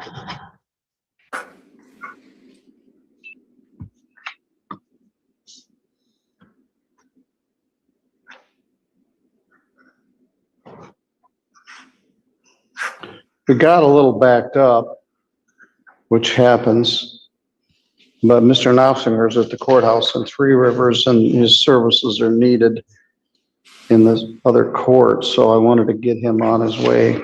I appreciate it, Judge. Thank you. All right, you've got 10 days. I expect they probably won't pay. He'll be asking for a writ of eviction. Have a good weekend, Judge. Thank you. Working on it. All right, we got some clunky cases coming up, as if they weren't clunky enough. But let's take up Art Eichhorn and Jose Rosario. Mr. Dvorak, I'll remove you from the queue here. Thank you. All right, Mr. Rosario has heard these rights before, but I'm going to take a minute and advise him of his rights as a tenant in a landlord-tenant proceeding. This is filed as a demand for non-payment of rent. Rent is low for our, let me make sure I got this right. Yes, non-payment of rent. Your landlord is asking you to pay the rent or move. As such, you have a right to hire a lawyer. Cannot afford an attorney, you could see if legal aid would be willing to represent you, but we do not have court-appointed counsel for landlord-tenant cases. If you had a trial, you'd have a right to have it heard here in St. Joseph County where the property is located. If you had a trial, you'd have the right to have a jury trial, and if you wish to have a jury trial, you must tell me at this first court appearance or make the demand in writing within 5 days and pay the $50 fee unless the judge waives the fee for your inability to pay it. If both parties are interested, the court can perhaps set this for mediation. If both parties are interested, the court can help make that happen. You may be able to reach an agreement with the landlord. That means a conditional order of dismissal would be entered. If both parties can reach an agreement, the court could assist in preparing that document. And you may be able to get emergency financial assistance from Michigan Department of Health and Human Services, Community Action Agency, Neighborhoods, Inc., the veterans, or other possible emergency funding sources. Mr. Eichhorn, what is the current arrearage?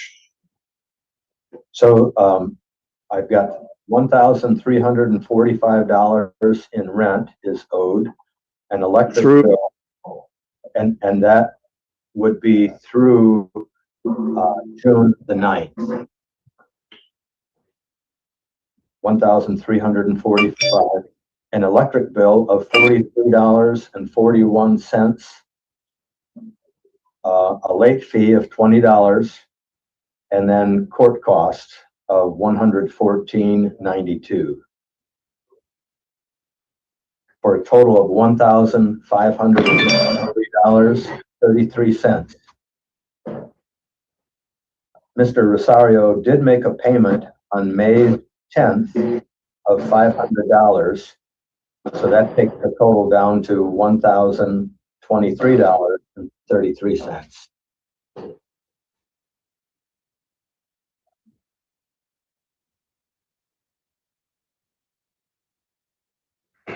All right, let's back up.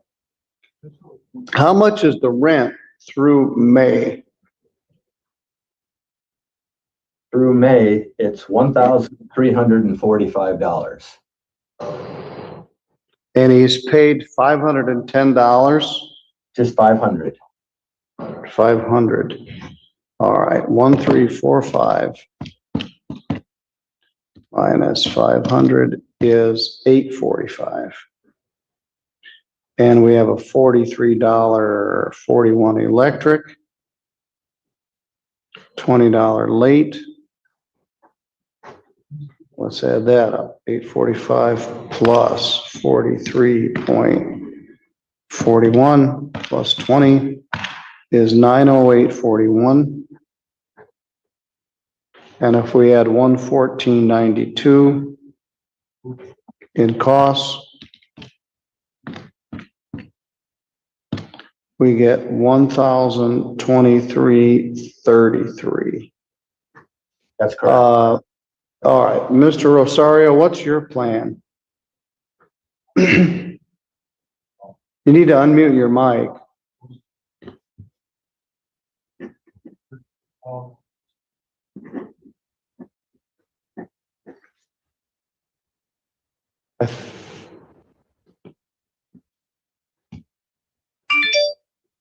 I got stuff going off here.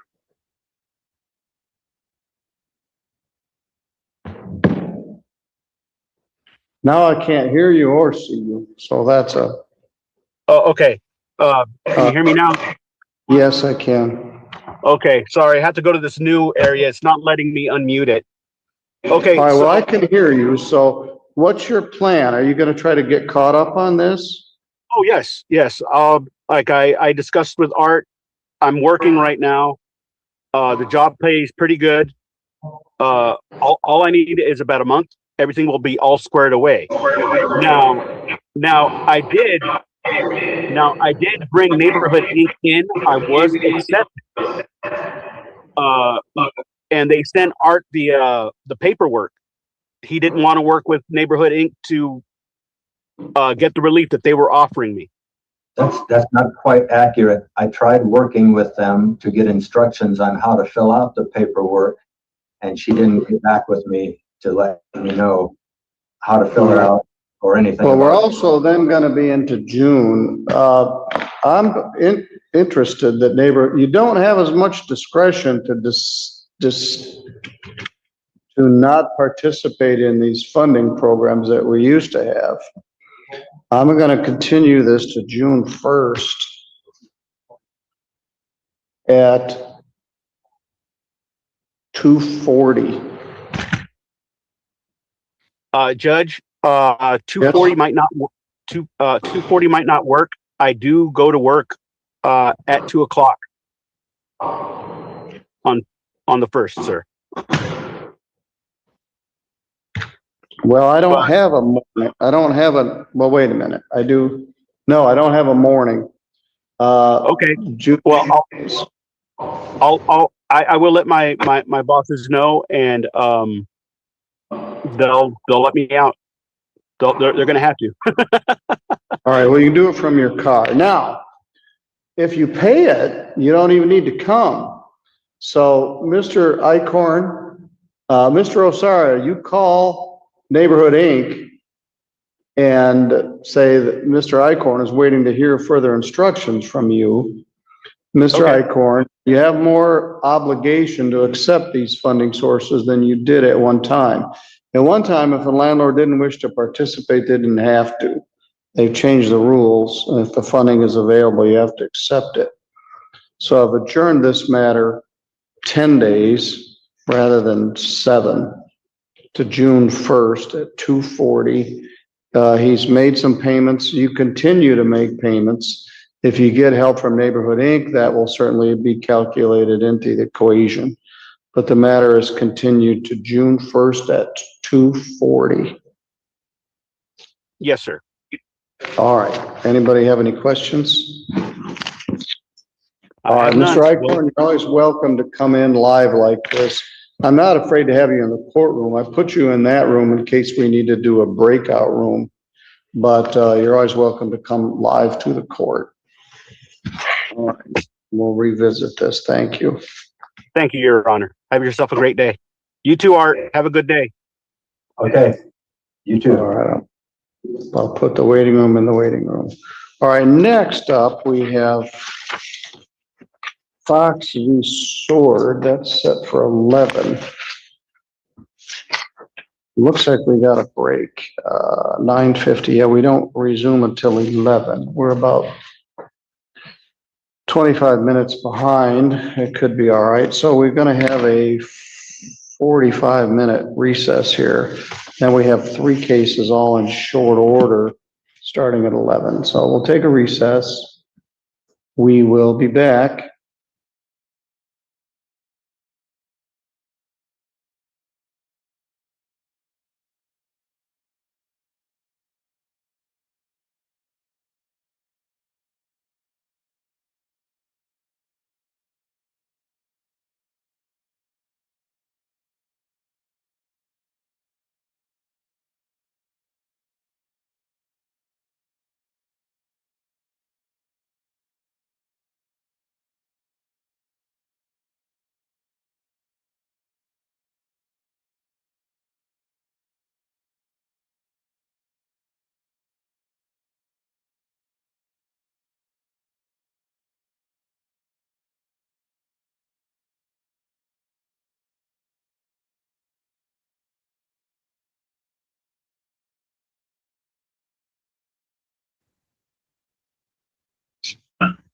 No.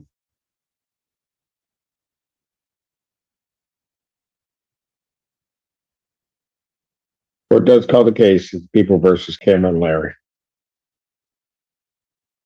Good morning, Your Honor. Rick Henhouse, Assistant Prosecuting Attorney for the People. Thank you, Your Honor. Alex Warren Green on behalf of Mr. Larry. Mr. Larry, could you aim for the judge? Cameron Larry. Your Honor, for the record, people waiving a potential conflict with honorable support and also public defender believe such conflict exists, but we make this waiver in avoidance of all. And Your Honor, for our part, we likewise do not believe any conflict exists. If a conflict were to arise, we would waive it. All right. And the court, for its part, also does not believe conflict either in Michigan court rules or the case is decided thereunder to the extent of conflict does exist. Given the waivers, the court will consent to hear this matter. All right. Your Honor, it's the date and time for a bond hearing requested by the defense. Leading up to that, I had an opportunity to negotiate with the people. I believe we have reached a resolution. Mr. Larry has executed an advice of rights. I've provided the plea form along with the advice of rights signed by my client to the court. All right.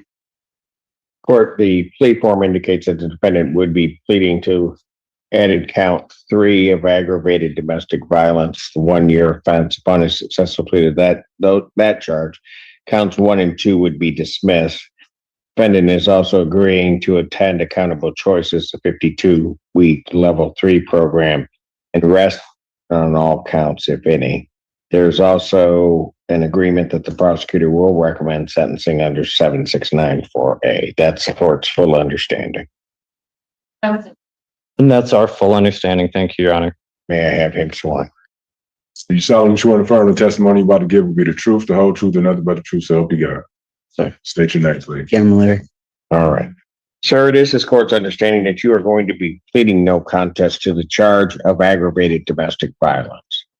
That is a misdemeanor punishable by up to 1 year incarceration or $1,000 fine plus court costs. Do you understand that? I do, Your Honor. All right. Do you understand what a no contest plea is? I do, Your Honor. All right. 2 things about it. I have to make sure that you're, and the first thing is that it means that you're not further desirous or wanting to contest this charge. You understand that? I do, Your Honor. Second thing you need to understand is that for purposes of sentencing, the court will treat you with plea guilty. You understand that? You understand also that while I'm taking your plea, I would not be your sentencing judge, and you would be sentenced before Judge Washington in the 14B District Court. Sure. All right. Basis, no contest plea. Potential civil liability, Your Honor. Sir, to the charge of aggravated domestic violence, how do you plead? No contest. Now, you understand that by pleading no contest, you will not have a trial of any kind. You signed an advice of rights form, is that correct? Do you have any questions regarding any of those rights? No, Your Honor. Please look at paragraph 5. You'll see a copy on the podium. Those are your rights, which are part of the trial. You understand that by pleading no contest, you're giving up those rights as well as other rights on there for. You understand you're giving up your right to appeal of right. Are you on probation or parole? Has anybody promised you anything other than what's been stated here today to get you to plea? Anybody threaten you or coerce you? No, Your Honor. You're doing this voluntarily and of your own free will. Court has been provided and has reached Washington County Sheriff's Office report for their case number 26-20178. Any objection from either party to the court having reviewed that report? No, just. None from the defense, Your Honor. Based upon a review of that report, the court does find that there's a sufficient factual basis in which the court could determine the defendant's guilt of this offense. Sir, I do have to advise you that if between the time of my acceptance of your plea and your time of sentencing, if you commit misconduct as defined by the Michigan court rules, not be entitled to withdraw your plea, and the court would not be bound by any sentence evaluation or recommendation. You understand that? You do? All right. Counsel, are you aware of any other promises, threats, or other inducements which have led to this plea? None from the defense. And have I complied with the court rule? Defense is satisfied. Court will accept the defendant's plea of no contest to count 3. Counts 1 and 2 are dismissed.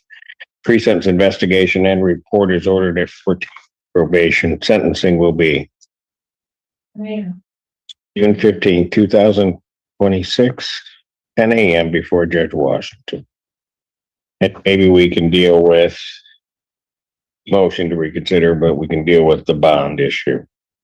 Thank you, Your Honor. And I very much appreciate the court accommodating this hearing. I think Mr. Larry's very appreciative of that as well, because when we were last before the court on May 19th, when Mr. Larry was remanded, the reason he was remanded was for the contents of the phone calls that were at that time revealed to the court and provided what the people believed to be an adequate basis for forfeiture by wrongdoing and potential witness tampering felony charges. I spoke to Mr. Larry about those issues that arise from it and how that not only would impact his case, but potentially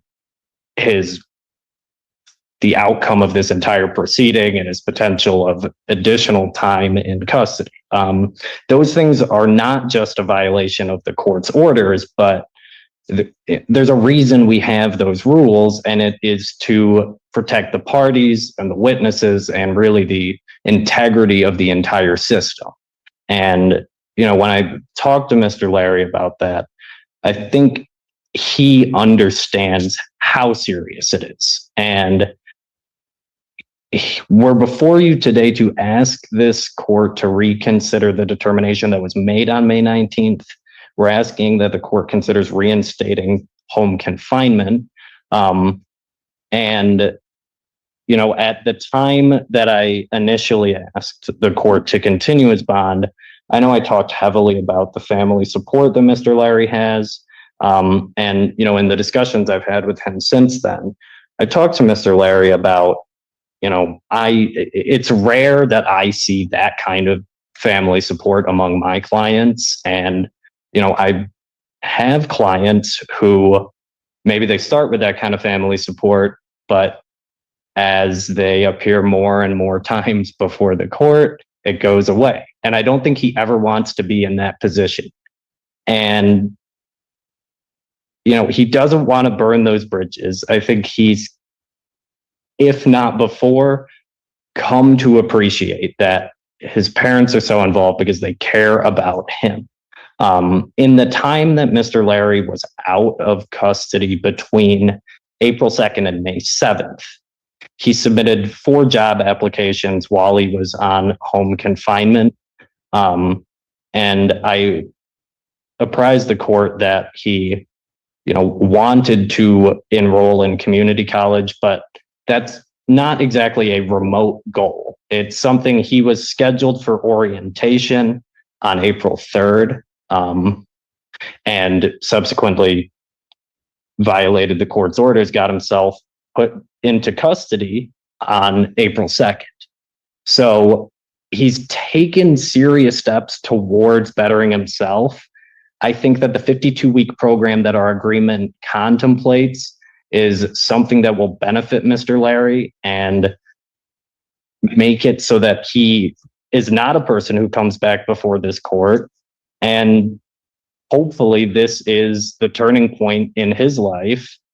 You know, the agreement here is a considerable reduction. And Mr. Larry understands that. There are no felony charges anymore. But he has an opportunity to keep his criminal record clean at this point if he complies with the terms and conditions that are imposed on him by the sentencing court. I'm asking the court to consider allowing him to return to home confinement and establish a period of compliance prior to sentencing in the 14B district, so that at the time of sentencing, when the court's considering the people's sentencing recommendation to 4A, he has a period of compliance and he can present himself as a good candidate for probation. Your Honor, a couple changes to the motion that I would just like to put on the record. In paragraph 3, I said the bond was posted by Mr. Larry's parents. I should have written family members. Yes. In paragraph 21, I said, in addition to the orders I listed, a GPS hot zone tether, I conflated that with home confinement. Yes. But thank you, Your Honor. Your Honor, and Your Honor, first of all, people didn't respond via motion response. One, because this was a pretty quickly set, but more importantly, I didn't see anything additional in the motion, because the motion to reconsider. And our objection would be based on all the reasons that were put on the record when we were here Tuesday. Your Honor, I will say, as counsel indicated, this is a significant reduction on not moving forward with felony charges of witness tampering. It's not something that is commonly done when someone tries to interfere with the integrity of the criminal process. The reason we take these things seriously is because not only do we here have a victim of the assault that took place by Mr. Larry, we then have a victim to the whole court system as a procedure. The right to go through this process is a sacred right. And by no means, when we say accountability, do we mean that everyone has to be guilty or no contest prior to a conviction. We do mean that they have to take accountability and follow the process. And unlike the victim of his assault, the court system is not so easily coerced or bullied. So that is all really important for Mr. Larry to know moving forward. The reason for the reduction in large part is because defense counsel, the court have taken this seriously. I have full faith with the counsel and the court that Mr. Larry will be properly informed about the consequences if he does choose to continue violating the rules, the laws, and the conditions that were put in place. With that, though, also comes great responsibility on his part to make sure that now that he's been given this chance, now that he has been fully informed of the consequences of his actions, he chooses to do the right thing. Based on his age and lack of criminal history, has been offered to make at this stage, it was done early enough before we dwell deeper into the witness tampering investigation. And it's really his opportunity to really change the outcome of his life moving forward. With all of that, Your Honor, I'm going to leave the court's discretion regarding the motion. The court is not only aware of this case and the factors that would play into it, but also very aware of the dynamics that go into these types of cases. The court also knows my position on these types of cases. All right. Larry? Your Honor.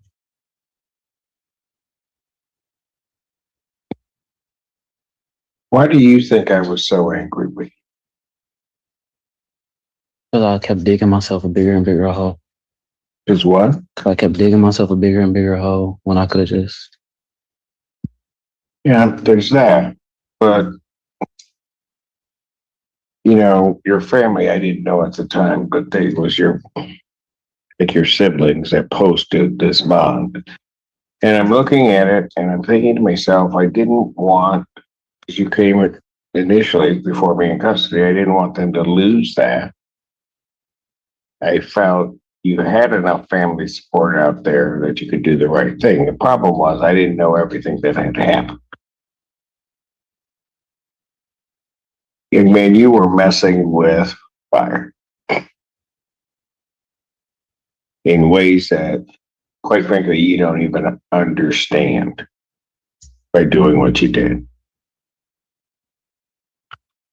When you find yourself in a position like this, it is no time to try to play around and think that somehow or another you're going to be able to do something that's going to manipulate the system. You hear me? I understand, Your Honor.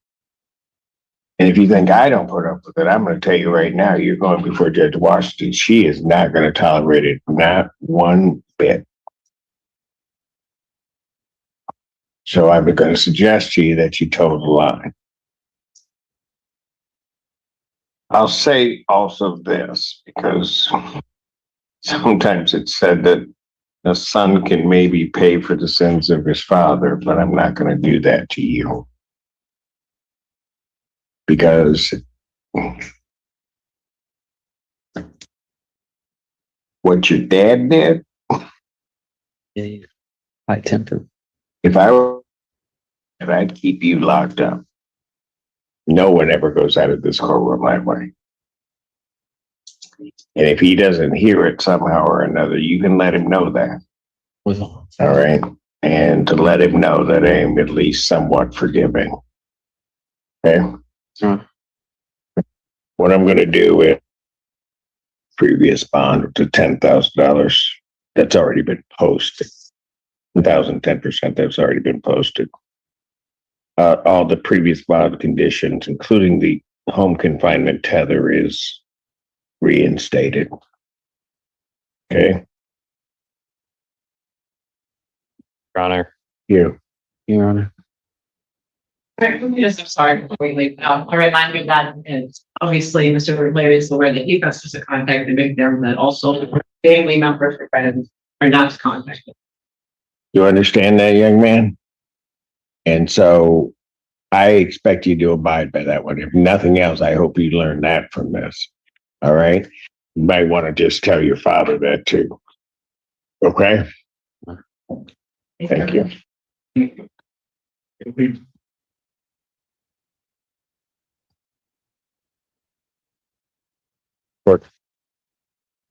I'm fine.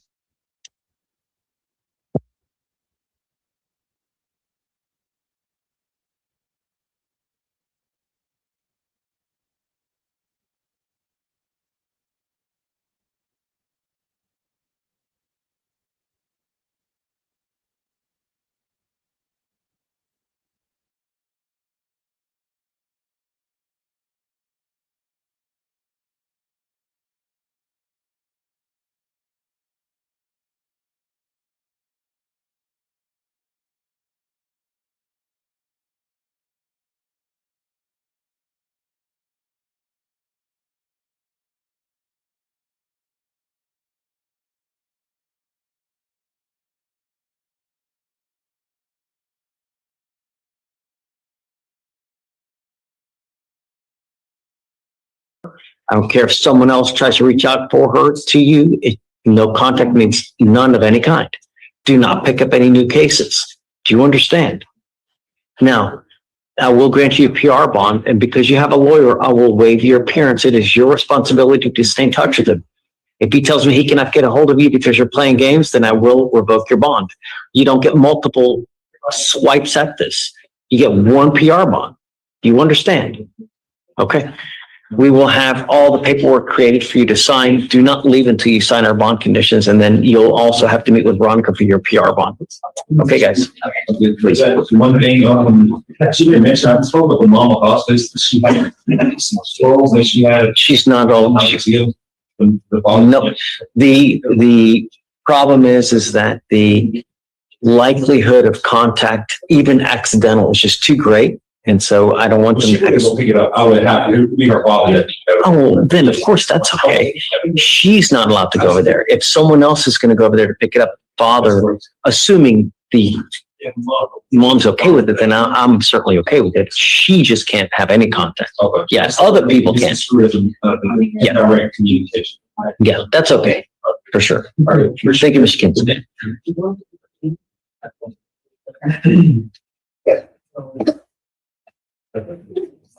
Bless you.